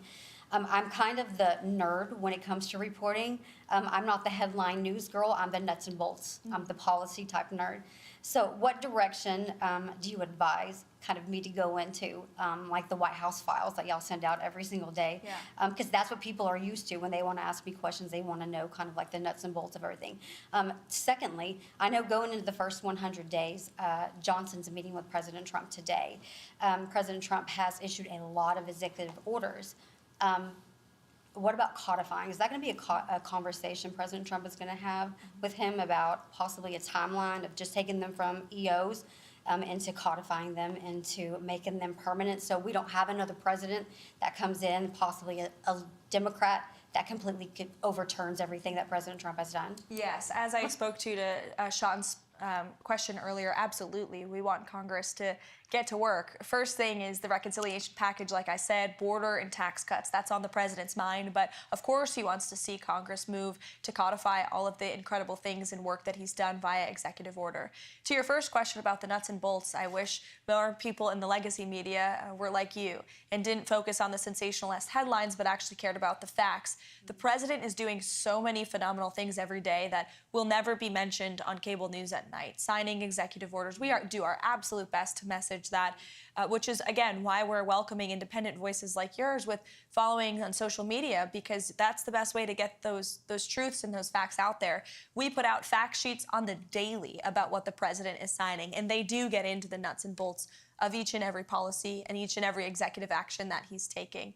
He's signing 3 phenomenal executive orders today. I will share a preview with those with you on those. One of them is an executive order focused on sanctuary cities. It will direct the Attorney General, Pam Bondi, to provide a list of sanctuary cities back to the administration. We will review those. If those sanctuary cities are breaking federal law, well, then the Office of Management and Budget is going to look at their federal spending. Again, if you're defying federal law, you are threatening your own federal spending by doing that. There is another executive order the president will sign tonight. We can provide the fact sheet for you on ensuring law and order and ensuring that federal law enforcement and local law enforcement can work together and communicate more easily. And then the third executive order, which actually speaks to the heart of your question earlier about the Uber drivers, will be a order directing the Department of Transportation to include English literacy tests for our truckers. This is a big problem in the trucking community that, unless you're in that community, you might not know. But there's a lot of communication problems between truckers on the road with federal officials and local officials as well, which obviously is a public safety risk. So we're going to ensure that our truckers, who are the backbone of our economy, are all able to speak English. That's a very common sense policy in the United States of America. So the president will be signing that later this afternoon. Yeah, you're welcome. To the back in the yellow tie. Thank you, Caroline. President Trump has recently made statements about eliminating the federal income tax and creating the External Revenue Service. When could we see that start to play out? Well, I will tell you, this is something the Secretary of Commerce and the Secretary of Treasury are both equally as excited about, as is the president. And, you know, there's many reasons for the tariffs the president has implemented and the trade deals that he is currently negotiating. Number one, we need to shore up our critical supply chains here at home. Number two, we need to increase our revenue here in the United States. We are running trillions of dollars of deficits. Our country will cripple if we continue down this path. And so how great it would be for the external revenue to completely replace the Internal Revenue Service. So I know the administration is focused on the External Revenue Service, getting that up and running. And as you know, Customs and Border Protection is charged with bringing in the money from tariffs every day. And they are bringing in billions and billions of dollars per day with the current tariff rates and where they are at. So we will continue with that effort. I think I went around the room. Oh, no, one more in the back. All good. So we know President Trump has been a champion for the 2A ever since he got into office, both times. My question is, do we see anything, is there any ongoing efforts for national reciprocity so we can carry in all 50 beautiful states? This is something the president talked about on the campaign trail for sure. We need Congress to do it. But the president will always support our law-abiding gun owners, and as you mentioned, is a ardent supporter of the Second Amendment. It's more important now than ever as we see violent crime rates in our inner cities. I've said this repeatedly over the past 4 years. The Second Amendment was never more important than when we had an illegal immigrant crime epidemic spiking in this country. Law-abiding Americans have a constitutional right to defend themselves, and the president absolutely supports that. But to national reciprocity, we do need Congress's help on that one. So thank you, guys. It's so good to see you. I could go around the room all day, but unfortunately, there's work to be done. Thank you for coming to our very first influencer briefing to kick off the first 100 days of the Trump White House. It's great to see you all here, and thanks for what you do. Thank you. Thank you. I'm going to walk off now. Shout out to Caroline Levitt, man. She's doing her thing. I'm super happy for her. She's the youngest doing her thing. And like I said, she's changing the game. This has never happened before where you could be a normal person and then you could be in the White House asking the press secretary questions. And I think that's a great initiative for sure. And she also started MAGA Minute. Yeah, she's really innovating the way press secretary does things. All right, this was the first one she did today Good to with see you Tom bright and Homan. early on this Monday morning. As you know, this week marks the first 100 days of the Trump presidency. And President Trump's first 100 days have undoubtedly been the most monumental and historic of any administration in American history. President Trump has already delivered on hundreds of promises he made to the American people, and we will continue to talk about all of them throughout this week. Tomorrow, I will host a press briefing at this same time, bright and early again, to highlight the Trump administration's economic accomplishments with our Treasury Secretary, Scott Bessent. And tomorrow night, President Trump will travel to Michigan to discuss all that he has achieved on behalf of the American people. On Wednesday, the president will host an open press cabinet meeting where each cabinet member will discuss their success thus far and their plans for the future. Today, we kick off 100-day week with a focus on the president's historic effort to secure our southern border. Later this afternoon, President Trump will sign an executive order on law and order and another executive order on sanctuary cities. The first EO will strengthen and unleash America's law enforcement to pursue criminals and protect innocent citizens. The second EO is centered around protecting American communities from criminal aliens, and it will direct the Attorney General and Secretary of Homeland Security to publish a list of state and local jurisdictions that obstruct the enforcement of federal immigration laws. After these are signed, the president will have signed more than 140 executive orders already, rapidly approaching the total number signed by the Biden administration over the course of 4 years in office. Speaking of Joe Biden, it was his awful open border policies that recklessly allowed more than 10 million illegal aliens to invade the United States over the past 4 years. Innocent Americans like Laken Riley, Jocelyn Nungray, Rachel Morin, and so many others were viciously murdered at the hands of these illegal aliens as a result of Biden's dereliction of duty. And that's why one of President Trump's central campaign promises was to secure the border and end this invasion. In just under 100 days, 99 now to be exact, the president has overwhelmingly delivered on that promise. America's borders are now secure because of President Trump. He has restored the rule of law, enforced our immigration laws, and defended America's sovereignty. The president immediately declared a national emergency on the southern border, deployed the U.S. military and Border Patrol to repel the invasion, and ended reckless catch-and-release policies. The results have been nothing short of extraordinary. Between President Trump's inauguration and April 1 of this month, only 9 illegal aliens were released into the United States, a staggering 99.99% decrease from the more than 184,000 illegal aliens who were released into the country under Biden during the same period last year. The number of unaccompanied illegal alien children arriving at the border has also hit a record low.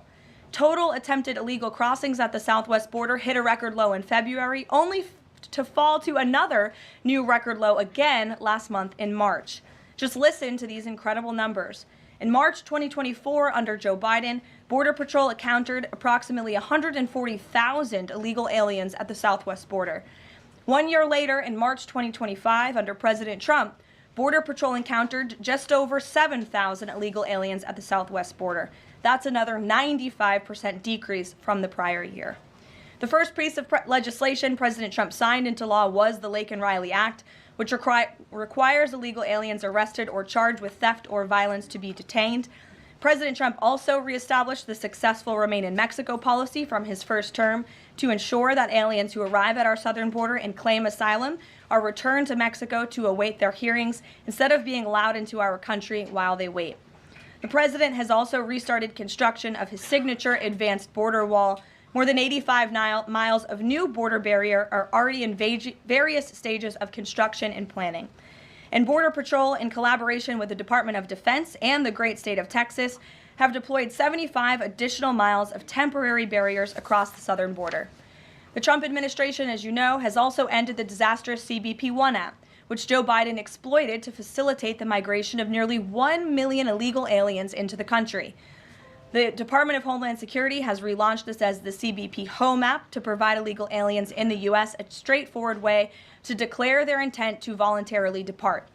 For years, Joe Biden's weakness in open border policies allowed vicious cartels to functionally control through a campaign of terror, rape, and brutal force nearly all illegal traffic across the southern border.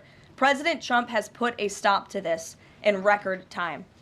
He designated these heinous cartels as foreign terrorist organizations and invoked the Alien Enemies Act to immediately apprehend, detain, and remove these massive threats who have flooded our country with deadly drugs, violent criminals, and vicious gangs. The Trump administration is working 24/7 to successfully arrest and deport these illegal criminals and foreign terrorists from our communities. We are in the beginning stages of carrying out the largest deportation campaign in American history.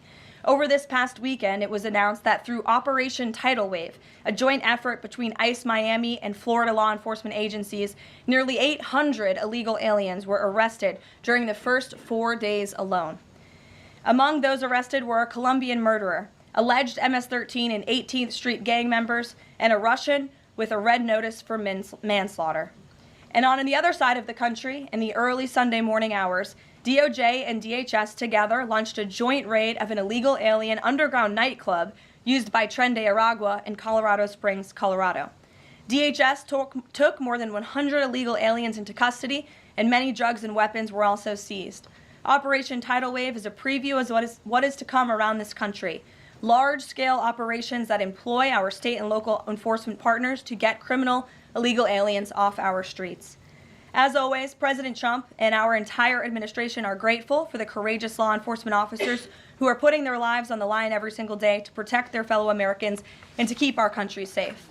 After 4 years of being vilified and hamstrung by the Biden administration, heroic ICE and CBP officers finally have a president who has their backs and is allowing them to do the jobs they signed up to do. There's no person who can attest to that more than our incredible border czar here at the White House, Tom Homan, who has dedicated his professional career to protecting our country and enforcing the law. I will let Tom deliver some short remarks, and then we'll open it up for questions today. Thanks for being here, Tom. Thank you. Just a few things. Look, I started in Border Patrol in 1984. I've been at this for over 40 years. I worked for 6 presidents, starting with Ronald Reagan. Every president I ever worked for took border security seriously, because you can't have national security if you don't have strong border security. We got to know who's coming in, what's coming in, where's coming in, why it's coming in, right? Even President Obama and President Clinton took some steps to secure the border because they understood national security was important. Joe Biden was the first president in the history of this nation who came in office and unsecured a border on purpose. That's just a fact.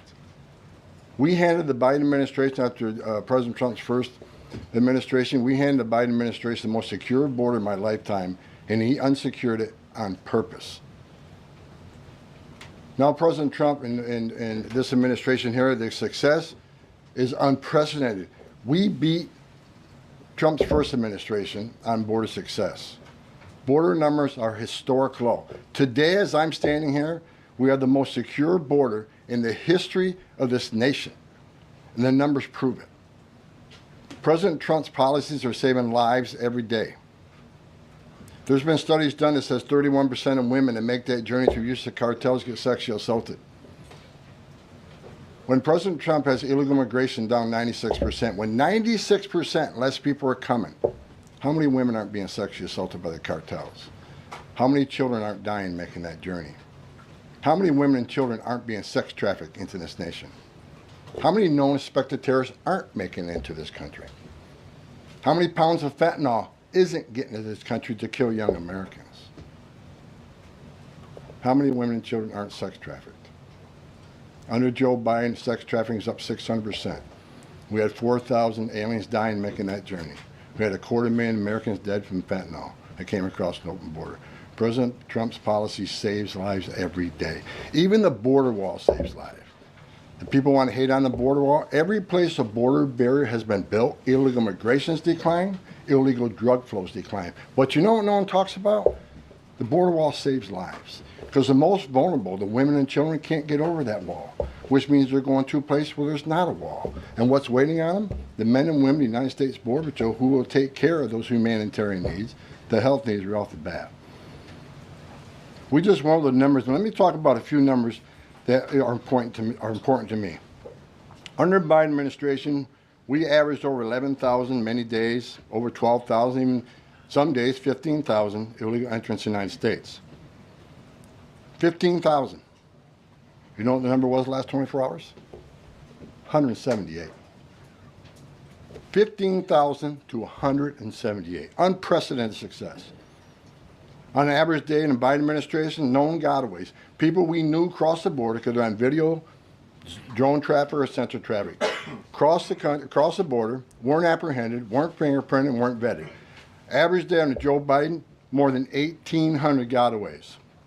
Yesterday, 38. 38 too many? We'll get that to 0. But we went from 1,800 to 38. And finally, as was said earlier, under the first 100 days, or it was actually January 20th to April 1st, last year, 184,000 illegal aliens were released into the United States. Under this administration, 9. 4 of them were material witnesses in a criminal investigation. We need them here to testify in a serious criminal trial. 4 was extreme medical condition. We couldn't return them because they were in such bad shape. And 1 was a humanitarian issue. This is unprecedented success. The border secure. President Trump saving lives. President Trump has proven no one does it better than President Trump. There is no equal, it's not even close. So God bless the men and women of the Border Patrol. God bless the men and women of ICE who strap a gun to the hip every day, put on a Kevlar vest to not only secure our border and protect our national security, but the ICE agents in the interior, they're removing public safety threats and national security threats every day.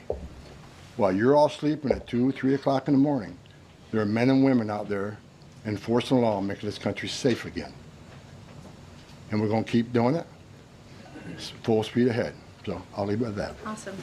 Thank you, Tom, and thanks for all your great efforts. We do want to open it up to questions. If you have border-related questions for Mr. Homan, and I'm also happy to take any non-border-related questions. I'm happy to take border questions too, but Tom is here offering his time, so we encourage you to ask him questions. We'll start with our new media seat today. As always, Rogan O'Hanley, former Hollywood entertainment lawyer, I didn't know that, Rogan, who got fed up with the far-left ideologies of California and now posts conservative political commentary online for his more than 7 million followers across all major platforms. He joins us today from the great state of Florida. Why don't you kick us off today, Rogan? Thank you, Caroline. In Trump's first 99 days, we've seen a coordinated assault on the rule of law by radical judges who are thwarting his agenda with an unprecedented number of national injunctions. These judges are providing more due process to violent MS-13 and Tren de Aragua illegal aliens than they did for American citizens who peacefully protested on January 6th. As Stephen Miller has highlighted, it would be utterly ridiculous to have full trials and appeals for the more than 15 million illegal aliens that came across our border under Joe Biden. Many are now calling for Trump to circumvent these radical judges and consider suspending the writ of habeas corpus solely for these illegal aliens in accordance with the terms of Article 1, Section 9 of the United States Constitution, which explicitly allows for such a measure when there is a rebellion or invasion. There's strong precedent for this action, being that it was exercised by 3 of our greatest presidents, Abraham Lincoln, Ulysses S. Grant, and Democrats' favorite president of all time, FDR. All 3 of which are not only celebrated by historians, but are immortalized on our national currency with their faces on there. Furthermore, all 3 used it against American citizens, where in this instance, we would only be using it against illegal aliens.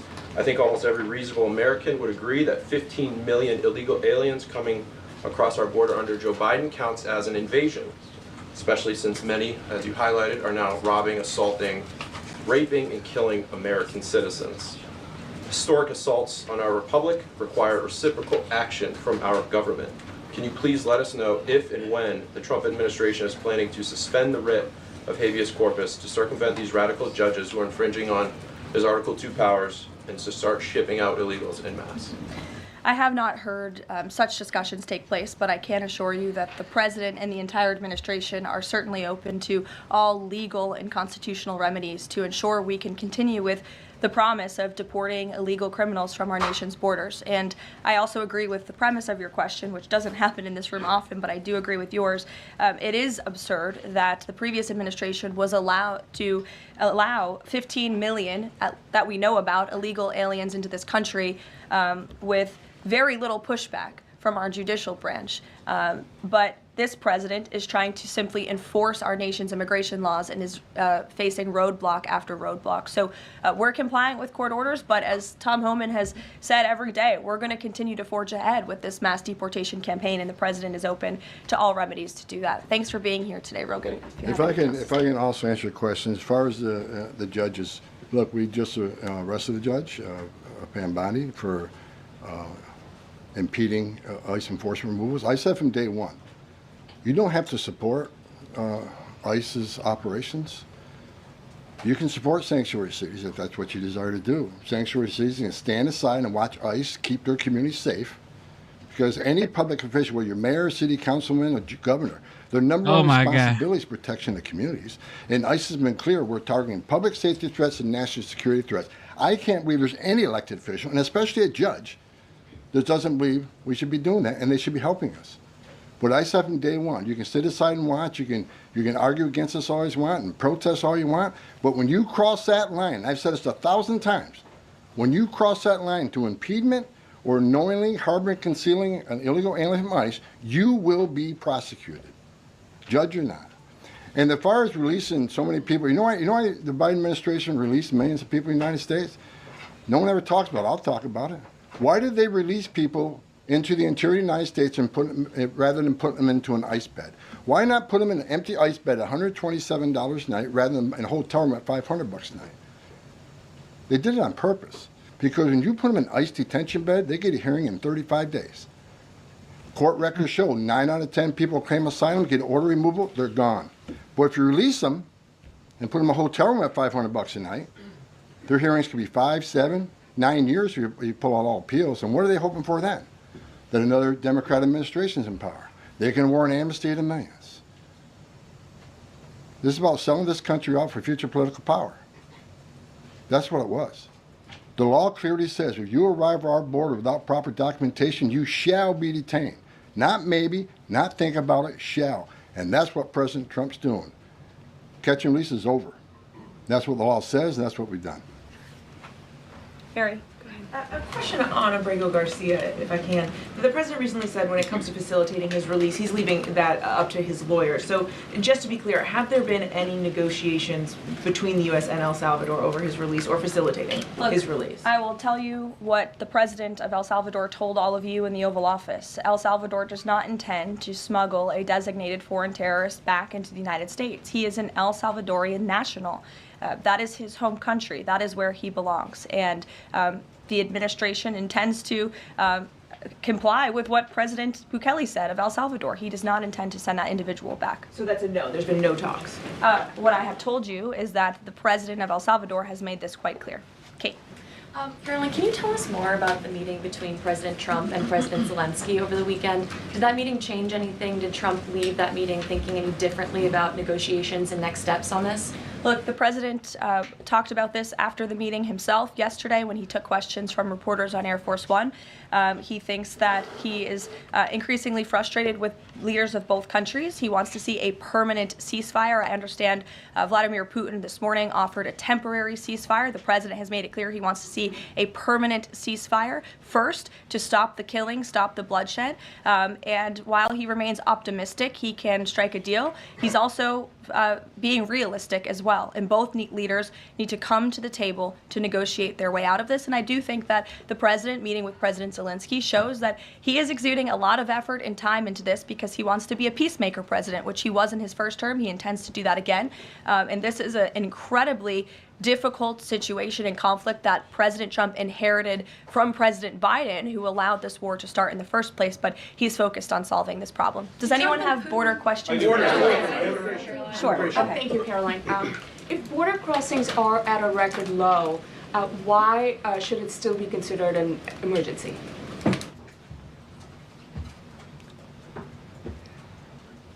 It's because of Great question.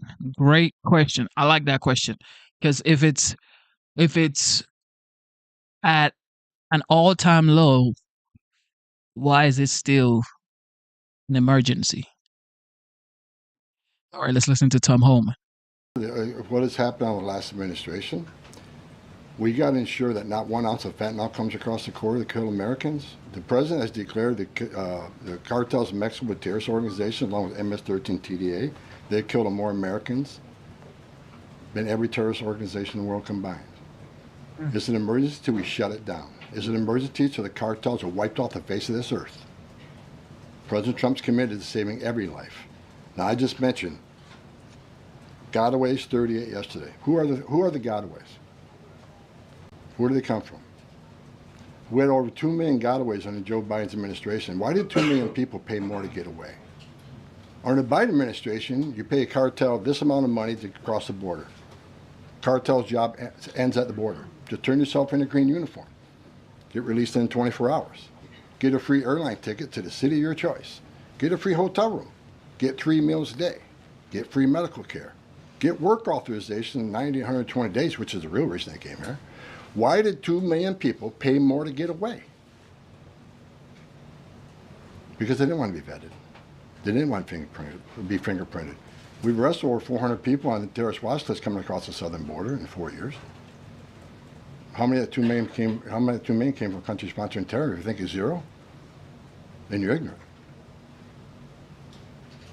This is the biggest national security failure this country's ever seen. This is the border emergency until we end it, end all of it. We're making good strides. Right now, it's still an emergency until we shut it down. Go ahead. This is a question for Mr. Homan. Late last week, there were 3 U.S. citizen children who were removed with their mothers who were in the United States illegally. There have been a federal judge in Louisiana who was appointed by President Trump said that he was concerned that there was, quote, no meaningful process. Are you concerned that due process, at least for the U.S. citizen children, is being flouted and that the speed at which the enforcement is being done could lead to errors, as was the case in the Kilmar Abreu Garcia case? And then also if you could give an update on the deportation numbers under this administration and whether you're pleased with them. First of all, I don't accept the term error in Abreu Garcia. There was an oversight. There was a withholding order. But things have changed. The facts around the withholding order has changed. He is now a terrorist, which is the withholding order set aside. And the gang he was fearing from being removed out of El Salvador no longer exists. So the facts around that case are totally different. I'll let the lawyers litigate that. But as far as the 3 USC kids, I'd said from day one that if you enter this country legally, it's a crime. If you remain in this country legally and you ignore a judge's order about deporting, if you choose to have a U.S. citizen child, knowing you're in this country legally, you put yourself in that position. You put your family in that position. What we did is remove children with their mothers who requested the children depart with them. This was a parental decision. Parenting 101. The mothers made that choice. And I tell you what, if we didn't do it, the story today would be Trump administration separating families again. No, we're keeping families together. So when a parent says, I want my 2-year-old baby to go with me, we made that happen. They weren't deported. We don't deport U.S. citizens. The parents made that decision, not the United States government. But I don't hear any questions about Laken Riley had a mother. She's never going to see her child again. Rachel Warren, she had 5 children. Those children are never going to see their mom again. This administration is doing the right thing. Every public safety threat we arrest in this country and remove them, this country is much safer. So parents will make a decision what happens to their child. Having a U.S. citizen child does not make you immune from our laws. If that's the message we send the entire world, enter the country legally. It's a crime. Don't worry about it. Get order removed by an immigration judge. Don't worry about it. No one's looking for you. And have a U.S. citizen child, and you're immune from our laws, you're never going to fix the border. People will keep putting themselves in harm's way. More women would die. More children would die crossing this border. We got to secure a border by enforcing our laws. We're not making this up. We're enforcing laws under statute enacted by Congress, and it's the right thing to do. Can you give an update on the deportation numbers under this administration? Mr. Homan. What are you asking for? We just provided the numbers. The number of deportations that have occurred under this administration, whether you're pleased with that. Last number I got was 139,000 deportations. Am I happy with the number? Numbers are good. Especially if you look at the ICE numbers. The ICE arrest removals are far beyond Biden. But I read the media. Oh, ICE, the deportations are behind Biden administration. Well, why? Because they counted border removals. We don't have 10.5 million people crossing the border. We don't have border removals. So Joe Biden could have deported 5% of his encounters, and numbers will still be higher than us on the border removals because we have a secure border, the most secure border in the history of this nation. Compare apples to apples. The most secured border in history. Come on, y'all. That should be celebrated. But I get it because it's Trump. Nobody's going to celebrate it. Arrests and deportations are far more than Joe Biden. That's right. Caroline. Sure, go ahead. Mr. Homan, talking about the border wall, can you give us an update as far as how many miles are being built today? And is Mexico paying for it, as the president said they were going to? Well, first of all, I'll answer that question because I already answered it in my opening remarks. To date, since January 1st, there's been more than 85 miles of new border wall construction in various stages of that construction and planning. The president has made it clear to Congress that we want to see more funding for not just border wall construction, but also to support our ICE agents and our Border Patrol agents who are on the ground facilitating with this mass deportation effort. So he's clear that Mexico is not going to pay for it? Is that what you're saying? Let's address that. Trump said Mexico won't pay for the wall. They have in a roundabout way, have they not? Putting 10,000 military on the northern and southern border, taking the action they did to remain in Mexico. They didn't have to do that. They're doing it. Putting military on the southern border. Have moved illegal immigration to a record low. We're saving millions of dollars every day on detention, transportation, removal proceedings. We've more than made up for the cost of that wall because of the actions of Mexico. So is Mexico helping build that wall? Yeah, because we're saving so much money, millions of dollars a day, that we can afford to build that wall. So actually, yes, they're helping to build a wall. John Thanks a lot, Caroline. Mr. Homan, a question for you. You're the border czar. Can you give an estimate as to how many individuals are in the United States illegally? That's number one, and I'm sure you're very familiar with that number, an estimate. And the second question is, I have a list that the White House put out of individuals, 100 ICE arrests since the beginning of the president's term, and the people are arrested for various very serious crimes. First-degree murder, convicted of rape, convicted of murder and aggravated burglary, sexual assault of a child. How many of the individuals that are in the United States illegally are people like this, really bad people? Well, first of all, how many illegal aliens I think in the United States? At least 20 million. People say, where'd you come up with that number? We've been speaking about 12 million for 20 years. We know we got 10.5 that we know of came to the border. How many don't we know of? I talked about known gotaways at 2 million. How many unknown gotaways we have? Like between the Big Bend sector in Texas where there's no technology, how many 1,000 people dig across through there? We wouldn't know. We would know now. But, you know, so I would venture over 20 million. But your question is, last count, last I looked, there was about 700,000 illegal aliens with criminal charges walking the streets of this country. 700,000. And that's what we're looking for now. That's what we're prioritizing. Them and national security threats. We'll go to the back row. Thanks, Caroline. Yes. For Mr. Homan, I'm Taylor with Spectrum News. We have a station up in Rochester, New York. It was reported you're visiting there tomorrow. Can you talk a bit about the purpose of your trip? I know the Trump administration is suing the city over its sanctuary city policies, how the executive order Caroline alluded to ties into it, and what your message is for communities and community leaders who say, we're able to establish our own rules here. We're worried about this input from the federal level. Can you talk a bit about that? Well, same thing I talked about earlier. I don't think any elected mayor, any elected governor should want public safety threats, those illegally in the United States, public safety threats, walking through the community. And what happened in Rochester, HSI agent called for emergency assistance. Officers of Rochester PD responded to a call from emergency assistance from a federal law enforcement officer.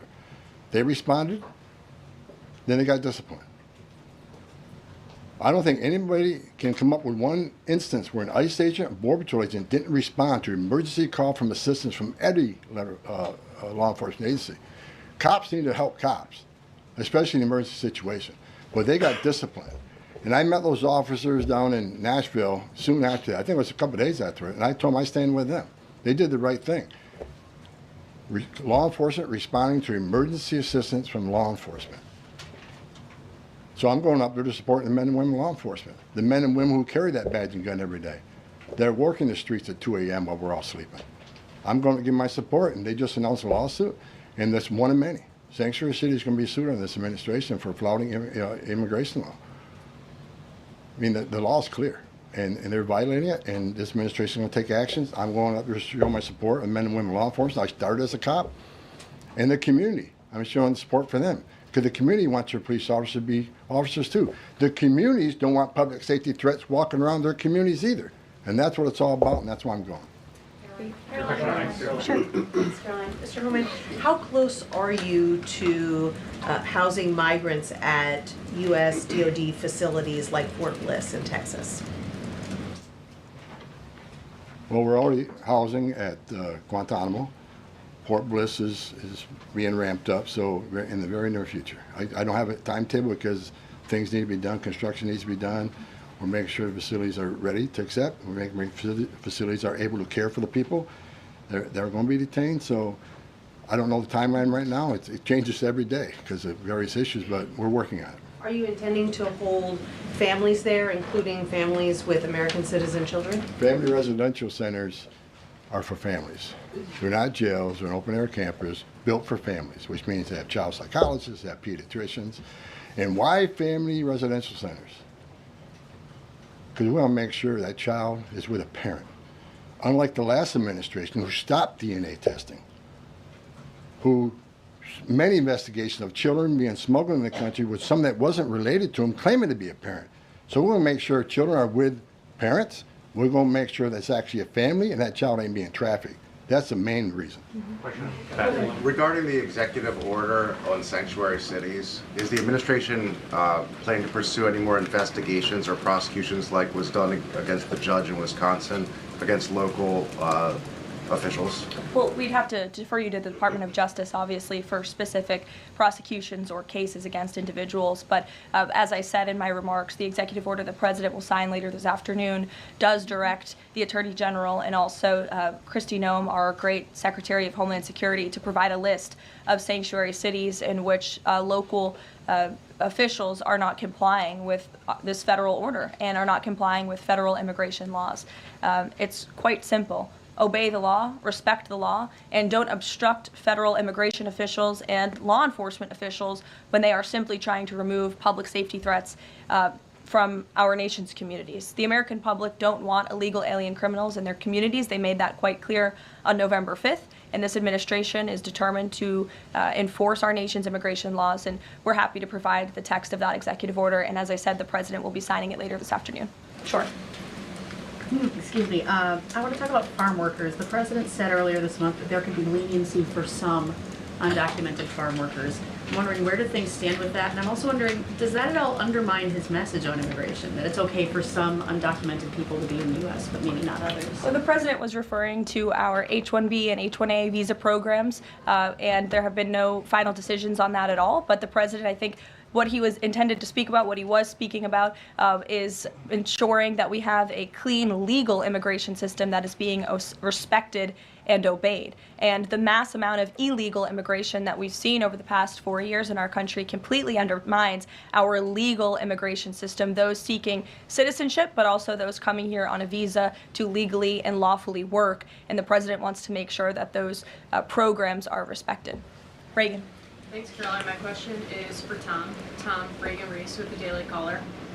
Over the weekend, ICE arrested 2 illegal immigrants for allegedly stealing Secretary Noem's purse over the weekend. What can you tell us about these individuals' immigration history as well as their criminal history? I don't have the criminal history, but I know the one that stole the purse is supposedly in the country legally. But, you know, pick the wrong person to steal a purse from. I mean, Secretary Noem's a strong secretary. I know I've been talking about the success of men and women of the Border Patrol and ICE, but under her strong leadership, she's a game changer. So I'm happy to work with her, despite the media I've read that me and Kristi Noem have differences. Me and Kristi Noem are attached at the hip. There's no daylight between us. We're both going to push the President's agenda.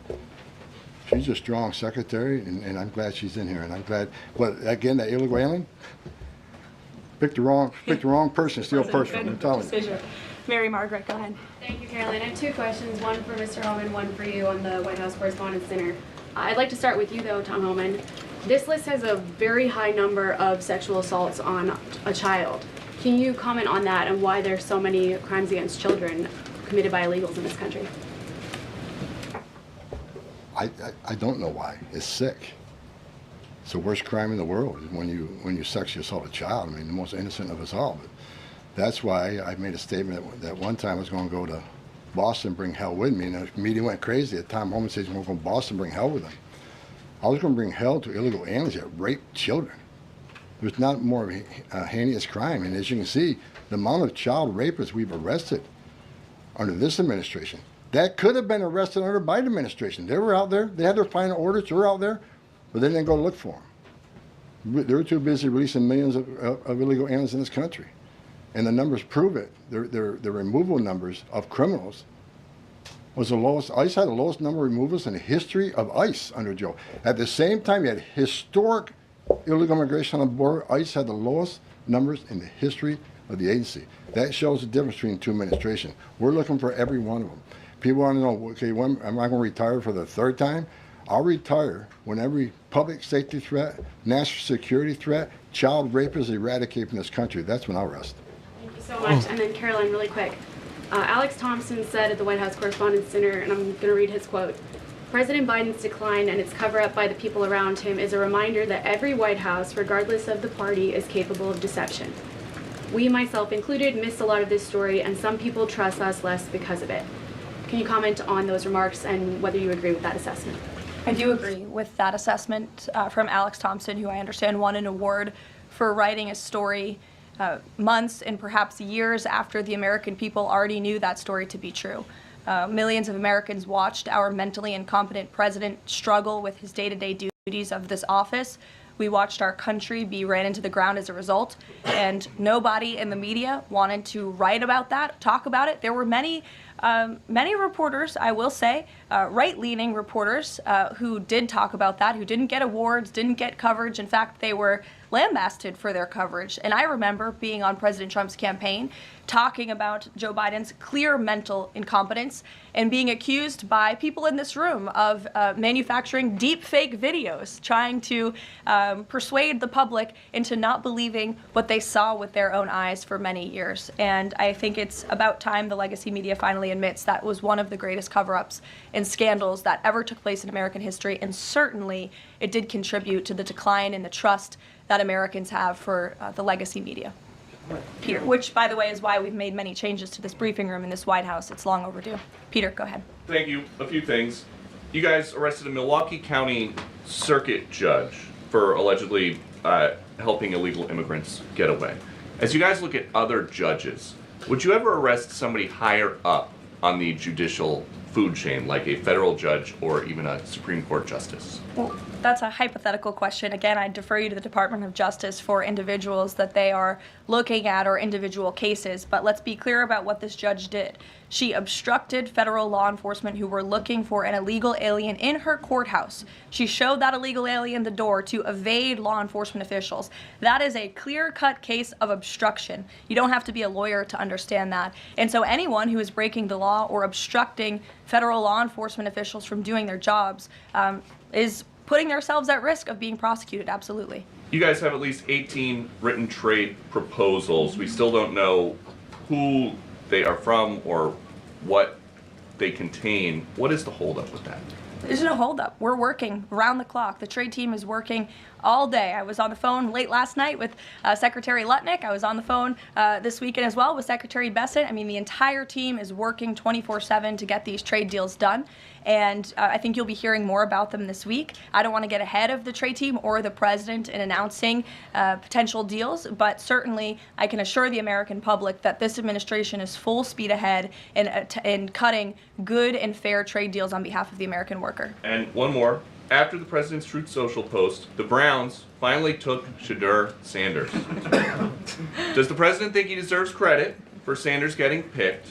And does he think going to the Browns is better than being undrafted? Hey, I'm gonna. All I will say is the president put out a statement, and a few rounds later he was drafted. So I think the facts speak for themselves on that one, Peter. We'll go to the back row in the middle, to the blonde. Yes. Caroline. Hello. President Trump has said that Secretary Hegseth will get it together. Does he think that Hegseth doesn't have it together right now?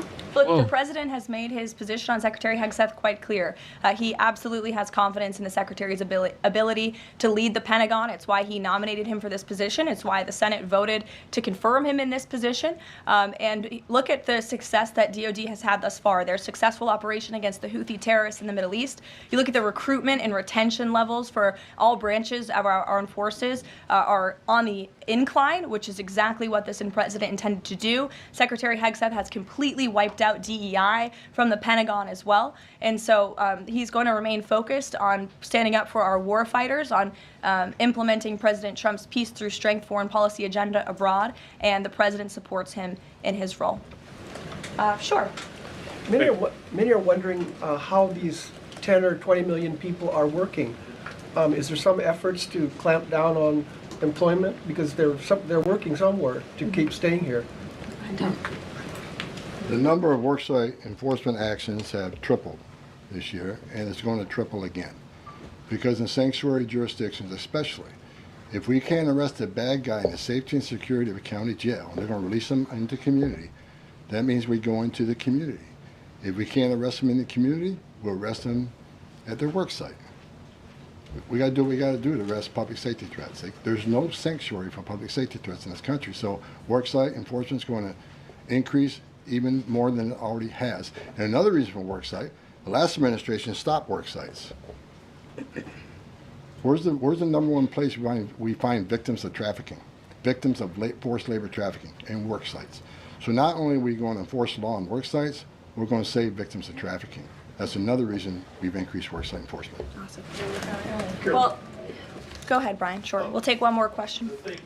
This is for Mr. Homan. We all walk by these heinous yard signs that are along Pebble Beach.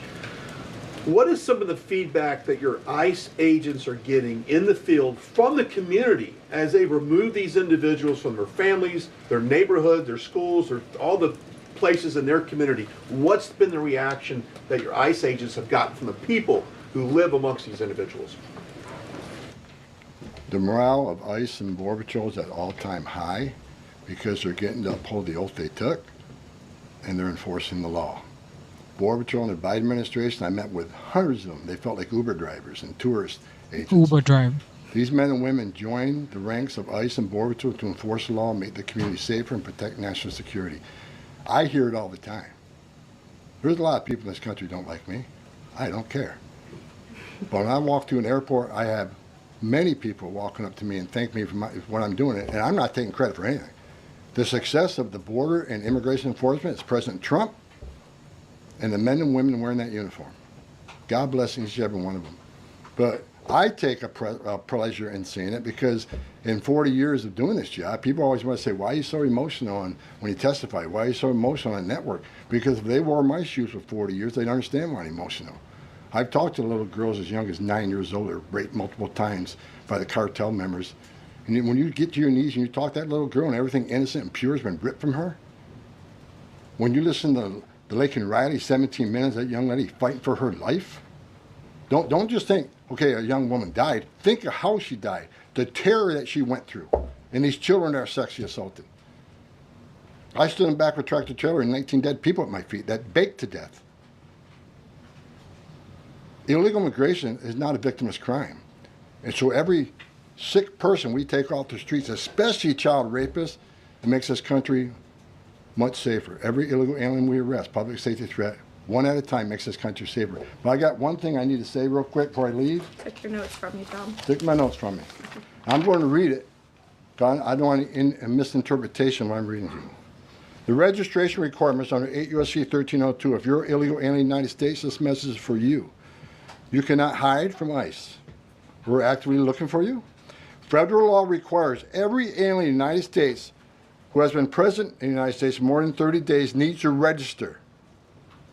For those 14 years or older, you need to be fingerprinted with the Department of Homeland Security.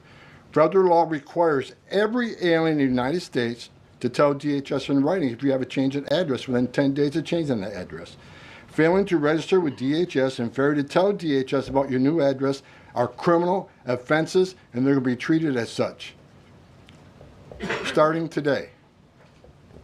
Make no mistake, if you're in the country illegally and you fail to do what the law requires, we will prosecute you, you will go to jail, then we'll deport you. Second law, penalties for failure to depart, 8 U.S.C. 1253. If you're an alien inside the United States who has a final order, this message is for you. If you have a final order, the Trump administration is committed to enforcing our immigration laws, especially for those aliens who have received final orders of deportation. There are currently around 1.4 million illegal aliens who have been ordered removed but remain here in violation of the law. We will aggressively prosecute, consistent with long-standing law, those aliens for failing or refusing to depart or who takes other related actions aimed at hindering their removal. You cannot open the door, you cannot answer our questions, you cannot open your car door, you consider to evade law enforcement. If you fail to leave the United States after receiving a removal order, we can and will issue monetary fines up to $998 a day. Evading your arrest, knowing you have a final order or removal, is a criminal offense. We will prosecute, then we'll deport you. Get your affairs in order. If you're in the country illegally, work with ICE, go to CBP 1 home app, and leave on your own. Because we have to find you, deport you, and prosecute you. You'll have a bar placed on you, and you won't come back to this country. You won't be able to come back on a visitor's visa, a tourist visa. If you have a U.S. citizen child, can't petition for you. If you're in this country, get your affairs in order and work with us and get yourself removed from this country. That's what law requires, and we're going to enforce that law. Awesome. Thank you so much, Tom. You can get back to work now. Look, he's already leaving. He's got a lot to do, a lot of illegal immigrants to deport. But thanks, everyone, for joining us bright and early this morning. As I said at the top, we will do this again tomorrow to talk about the economy, which is another promise made and kept by the president. And I'll be joined by the Secretary of Treasury, Scott Bessent, 8:30 tomorrow morning. Today, the president is welcoming the Super Bowl champions, Philadelphia Eagles. If we have any Philly fans, that will be at 4 o'clock. And then the president will sign those executive orders I spoke of and a few others at 5 p.m. So we'll see you all later. Have a great day. Thanks, Caroline.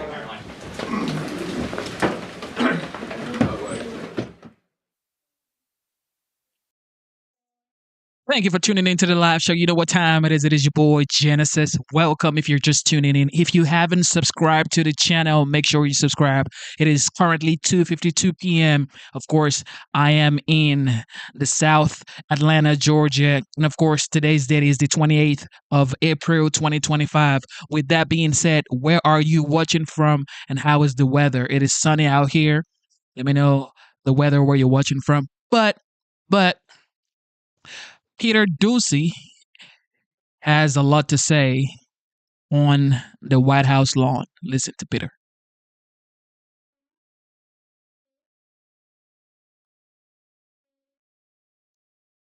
A solid majority, 55% approving of President Trump's performance on border security, and the press secretary, Caroline Leavitt, in an early morning press conference, one that we have really not seen in some time. Okay, so when we started streaming and we checked out CNN, they said his approval ratings were tanking. Then now, Fox is saying that he has a high approval rating. You can see all voters, Republicans, Independent, and Democrat. Of course, Democrat could never support Trump for sure. Majority of Democrat could never support Trump. Independent, he's losing 2%. Republicans, whopping 90% supports him. All voters, 55%, over 40% approval. Pretty fair. Ever. She's saying that Trump lived up to his word from the campaign. President Trump's central campaign promises was to secure the border and end this invasion. In just under 100 days, 99 now to be exact, the president has overwhelmingly delivered on that promise. America's borders are now secure because of President Trump. He has restored the rule of law, enforced our immigration laws, and defended America's sovereignty. The results have been nothing short of extraordinary. They are going to fly this flag. Peter Doocy live at the White House, beginning a new hour, and how the administration is highlighting the crackdown. And Peter, good morning there. Good morning, Bill. This week of the 100th day is all about sending messages. That is what the 100 ICE arrest mugshots behind us on the North Lawn are all about. And that is what the arrest of a Milwaukee County judge is all about. It's a message to others in the judicial system about what could happen if they try to help illegal immigrants skirt enforcement. Would you ever arrest somebody higher up on the judicial food chain, like a federal judge or even a Supreme Court justice? Well, that's a hypothetical question. Again, I defer you to the Department of Justice for individuals that they are looking at or individual cases. Anyone who is breaking the law or obstructing federal law enforcement officials from doing their jobs is putting themselves at risk of being prosecuted, absolutely. We've also got a new update on the daring theft of DHS Secretary Kristi Noem's purse at a D.C. restaurant containing $3,000 and personal effects by a man believed to be in the country illegally. I don't have the criminal history, but I know the one that stole the purse is supposedly in the country illegally. But, pick the wrong person to steal a purse from. Tom Homan also said that we have been talking for years about illegal immigrants in this country being somewhere in the neighborhood of 12 million. He thinks the number now is more like 20 million, with 700,000 or so having criminal histories. Bill. Okay, Peter, thank you. Lead a new hour there. On the North Lawn, Peter Ducey, thanks for that. Beautiful day in D.C. Let's bring in outnumbered co-host and Fox News contributor Kayleigh McEnany. So good to have you. So it's not just Republicans that are supportive of the president's actions. Here's Congressman Cuellar. He's a Democrat from Texas. People were saying our parents came in the legal way. They came in, became legal residents, and they came in and did it the right way. But when you see people jumping in, not knowing who they are, that's something wrong. So that was from his town hall. That's what he saw. And we'll just ask the control room to put up on the board here the numbers and the comparison from Biden to Trump. And as you reflect on that first 99 days, just the stark contrast. This was a rather interesting number, and Caroline shared this today. Bill Maloogian had obtained it a few weeks ago as well. And I know President Trump's like, who are the 9 people who were released during my tenure, because he's a perfectionist. This is their top issue, and they know it. When you look at any poll, the Washington Post poll just out, 52% say their deportation has been just right or not enough. We also saw the CNN poll from 2 weeks ago that 56% of the country wants all illegal immigrants deported. That is an enormous number. And that's not some. They're saying all. So this is a top issue for them. They know it. They're touting it. It is very smart to do so. And Henry Cuellar getting on board, it's unsurprising. He's one of the more moderate Democrats who said, hey, I want to get on the winning train on this issue. Border District, too. Yes. Yeah, kind of been on the red side of that, the Republican side of the issue for some time.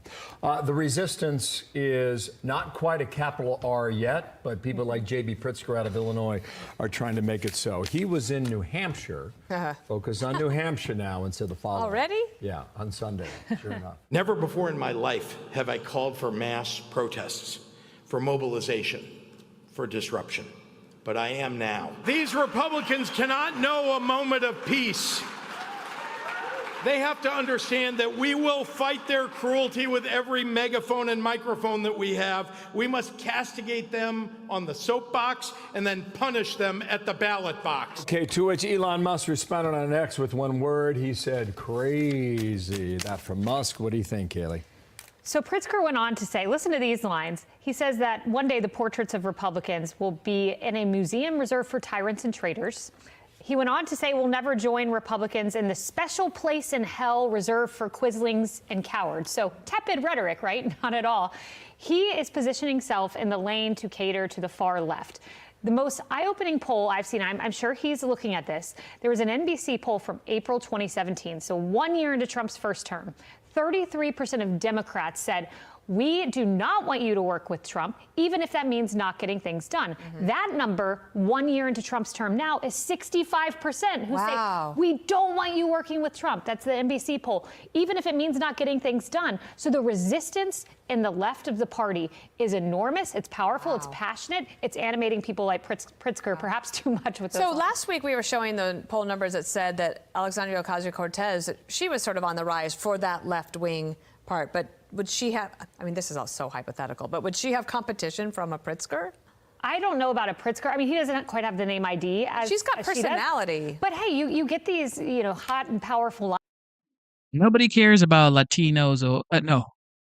Nobody cares that she's here saying, well, I'm a Latino, so I should be voted for or whatever. She's going around and doing what she's supposed to do, which is talking to the voters. However, just because you're cool and you're claiming to be, a part of a race, that's fine, or ethnicity, that's fine still. But the most important thing here is capability. Are you capable of doing the job? Because we've seen what we had for the past 4 years. We've seen that you can actually have an inefficient person in the Oval Office. We saw him falling upstairs. We saw him sleeping on a world stage. He was sleeping in Angola. Yeah, that's right. Joe Biden was sleeping in Angola. He was walking into the Amazon rainforest a couple of days before he left the Oval Office. So we all know what we've faced for the past 4 years. I don't think anybody would want to go back there. And I don't think AOC would actually. She may win. Man, it's tricky. I don't think she can actually win a presidential candidate for the Democrat Party, but anything is possible.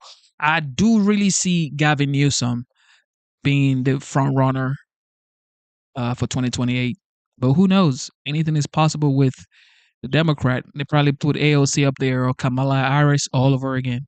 Lines on the debate stage, they can make a difference. But I put Pritzker in kind of the same category as like a Chris Christie on the right. Chris Christie's very good on his feet, sharp arguer. He has the lines, but it just didn't quite translate. I think his language is kind of alarming. I mean, a lot of people consider him to be a low-key kind of...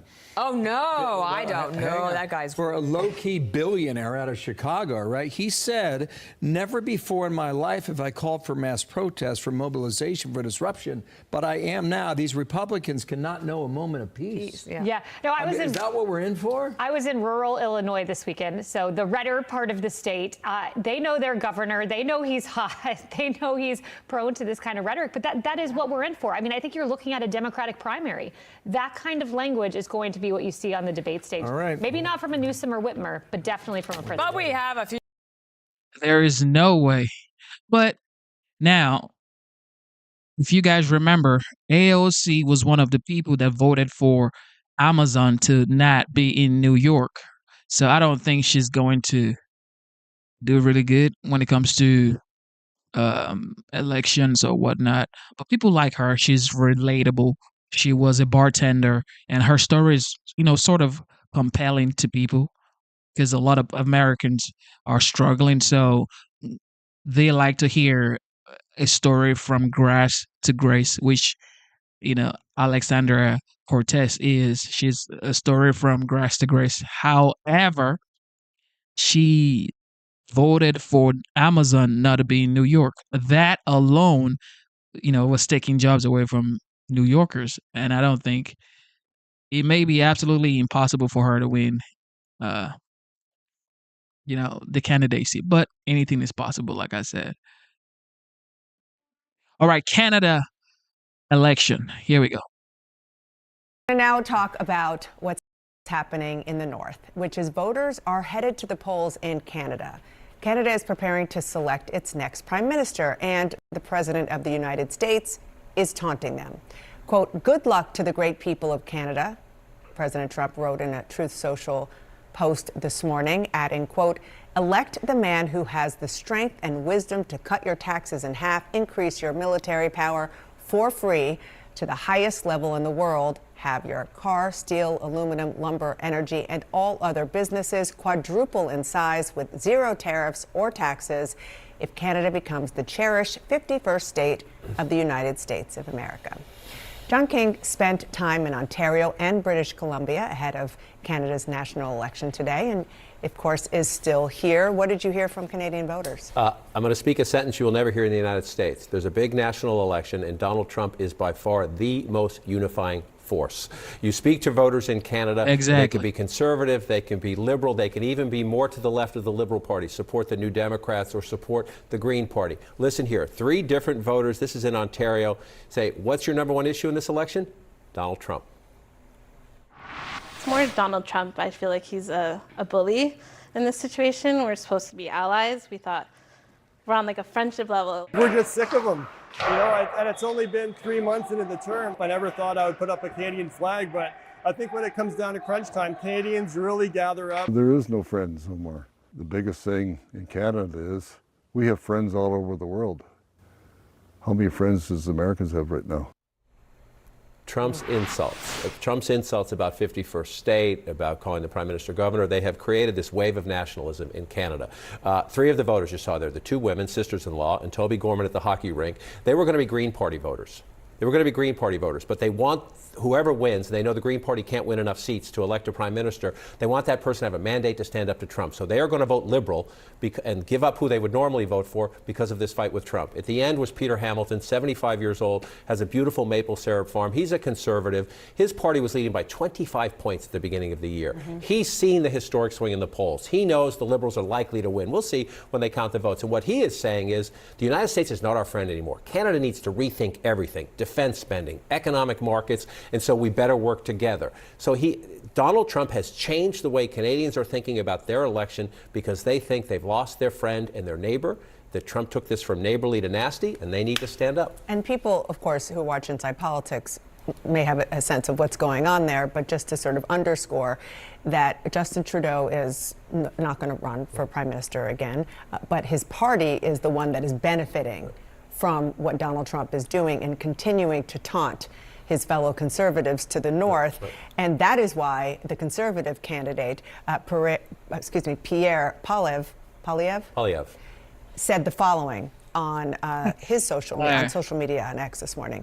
President Trump, stay out of our election. The only people who will decide the future of Canada are Canadians at the ballot box. They were up 25 points at the beginning of the year. The problem for Poilievre is that, he is with Trump on some issues. He talks about the woke institutions and coming out with things like that. He's a younger, sort of a flipper politician. But the, again, unifying factor that Trump has been, both Mark Carney, now the prime minister and the Liberal leader who took over for Trudeau, and Poilievre have proposed, these big different details, but using government money to help Canadian industry that Trump is attacking with tariffs and everything like that. Trump has, their economics are actually quite similar, because Trump has brought them together. This was an election about change at the beginning of the year. Now it's an election about Trump. And Carney he's viewed by Canadians, he's serious, he has central bank experience, he understands the economy because of his bank experience both here and in London. And so people have said, oh, Donald Trump, you're trying to make us dump these guys? A, no. And number 2, we need an adult to stand up to Donald Trump, and at least the late polls show they think it's more Carney and the Liberals. I don't think you can underscore enough how much has changed in such a small amount of time. Also, if you're Trudeau, do you wish that maybe you had been able to ride that wave a little bit longer? Because the race to replace him was basically to be prime minister for a few more weeks or so until this election happened, because the Liberals were in such a bad position. And President Trump has just changed that entirely, and he doesn't seem to regret it. I mean, he really enjoys sort of trolling the northern neighbor. And it's also to see and hear those voters you talked to, John, in Canada, so angry. I mean, that tells you everything you need to know. And I mean, there was one person at a hockey rink, so we've seen the Canadians angry or animated there, but generally speaking, they almost apologize for it. They say we're really nice people, but we're really mad. They say sorry. I've heard that too. Our reporter Jim Fusingaro was in Ontario. He was in Windsor.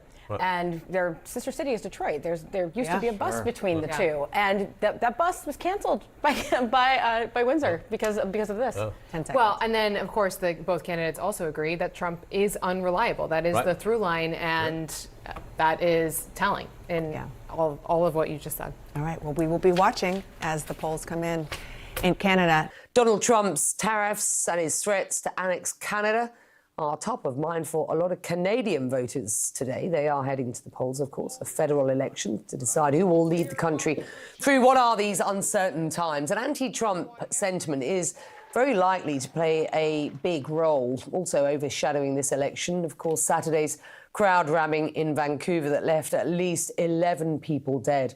A 30-year-old man is now facing murder charges for that attack. CNN's Paula Newton following the voting and the weekend news for us from the Canadian capital of Ottawa. Let's start with these elections. They are crucial. This is a difficult time for Canada, especially within the context of Donald Trump's tariffs and his threats. on Canada. How is that playing out? We've talked a lot about this over the past weeks. We are at that point now. Campaigning is over. How big a role did Donald Trump and the US play in campaigning? And how likely is it that ultimately people will be voting on that as much as, if not more, than anything else? Becky, I would say that Donald Trump has been a defining presence in this election, and that continues right to this hour. Donald Trump posting on Truth Social, he decided that he wanted to weigh in on the Canadian election, and he says, good luck to the great people of Canada, almost insinuating himself in this campaign, saying, elect the man who has the strength and wisdom to cut your taxes in half. And he goes on with a litany. I will say, Becky, that in terms of this, it is likely another troll against Canada, saying that it would be much better off as the 51st state. And I note the language here, that he is saying, look how beautiful this land mass would be, as if Canada is some kind of commodity. And that is that very thing that Canadians in this election voted on, Becky, and continue to vote on. There was a record turnout for advance polls, a lot of people saying that there was a lot at stake, an existential threat from Donald Trump, not just because of tariffs, Becky, but because of this threat for Canada to be the 51st state. I will note Mark Carney, the Prime Minister, did say a few days ago that he does not expect that the president would try and do that in a military sense, but certainly in an economic sense to try and cripple Canada. The Conservative leader, Pierre Poilievre, shooting back at Donald Trump this morning, saying, stay out of our election. Becky, I think it's safe to say that the majority of Canadians would have liked to see him post that in all caps. They are emphatic here that they will decide the future. And while they may see the United States as continuing to be a close ally, they do not see Donald Trump's advances as funny in any way, shape, or form. And this election is about that threat from the president. Becky? Which is probably why he was better off not posting that in all caps, because that's very Donald Trump-like, isn't it? Thank you for tuning in to the live show. You know what time it is. It is your boy Genesis. With that being said, all right, we're going to do like 2 more, and then we should be good. So judges are under fire. Judges are under fire, Milwaukee judge. And, another judge for allegedly harboring TDA gang members and illegal migrant. Yeah, Harris, the illegal immigrant that judge was allegedly trying to help had already been deported back in 2013, and he was in her courtroom that day after allegedly beating and choking his roommate and several others last month after they complained his music was too loud and asked him to turn it down. But when Milwaukee County Circuit Judge Hannah Dugan found out that ICE agents were outside her courtroom waiting to arrest Eduardo Flores Ruiz, witnesses say she was visibly upset and angry, so much so that she allegedly left the bench and went out into the hallway to confront the agents and told them they needed to go down the hall to see the chief judge. Then, without telling anyone in the courtroom, including Flores Ruiz's victims, the criminal complaint says the judge adjourned the case. And as the Mexican national and his lawyer started to walk out, witnesses heard the judge say, "Wait, come with me," before leading them out through a back exit. Court records state, according to the courtroom deputy, only deputies, juries, court staff, and in-custody defendants being escorted by deputies used the back jury door.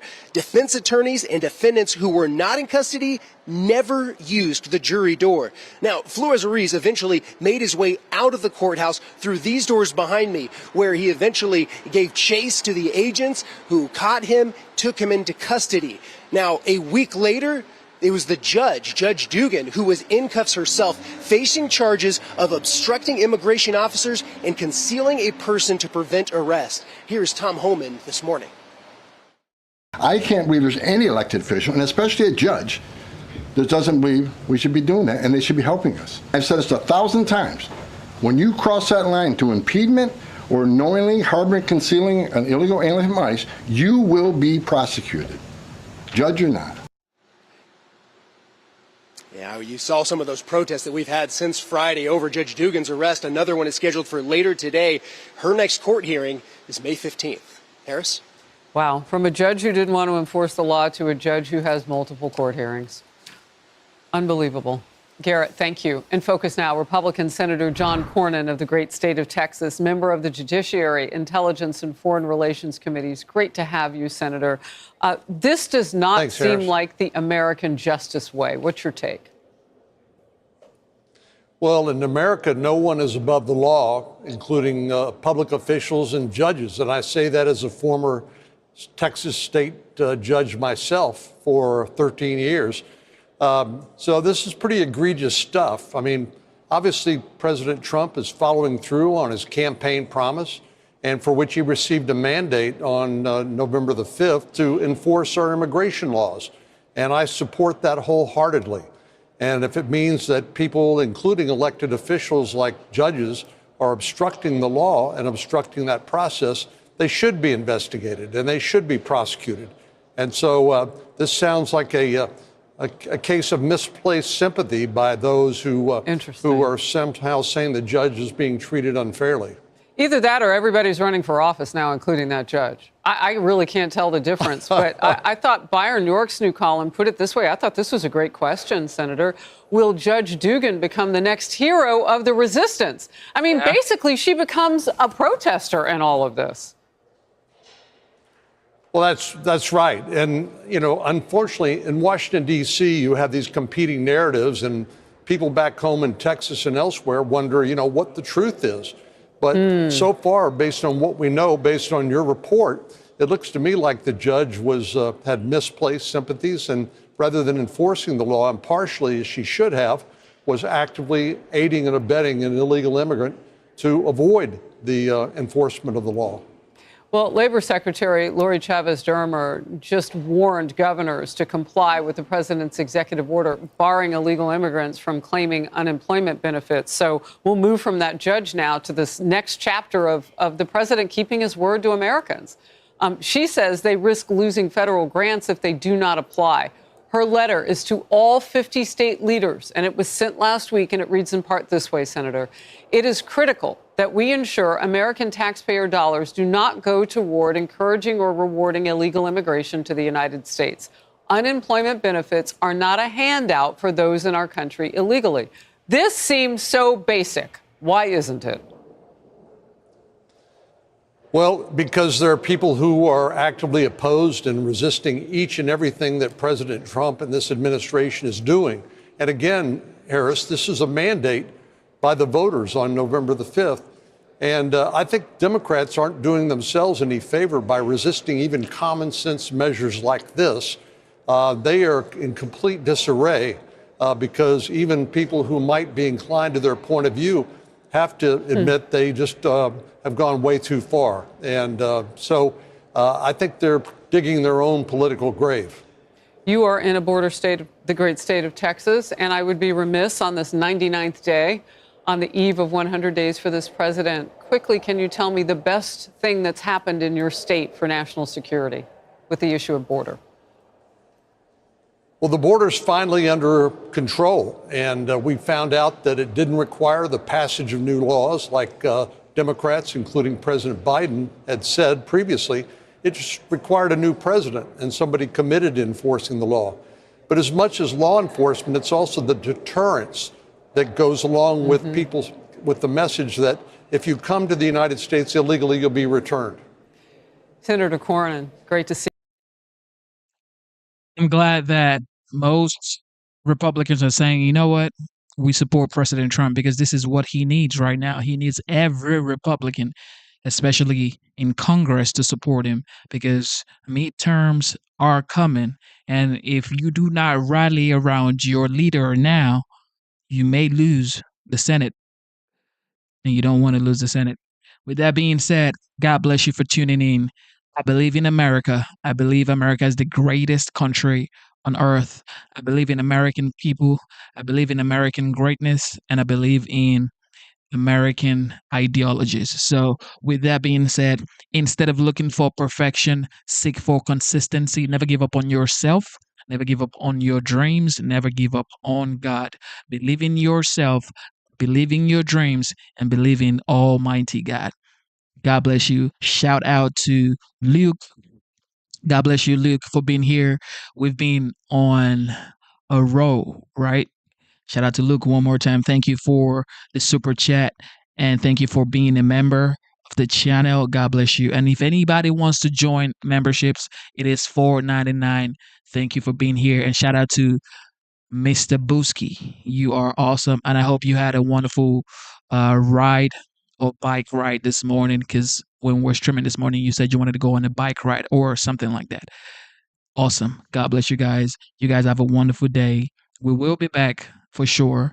We will be back. And thank you to everybody for tuning in, being a part of the show, and also contributing by, enlightening everybody in the chat about what's going on in the United States. We're here to learn. Okay, we are all Americans, and we want the best for America. Okay, regardless if you're on the left or the right, doesn't matter, as long as you want America to be the best it can be. I love you guys. God bless the veterans. God bless military personnel. Have a wonderful day. See you soon. Love y'all.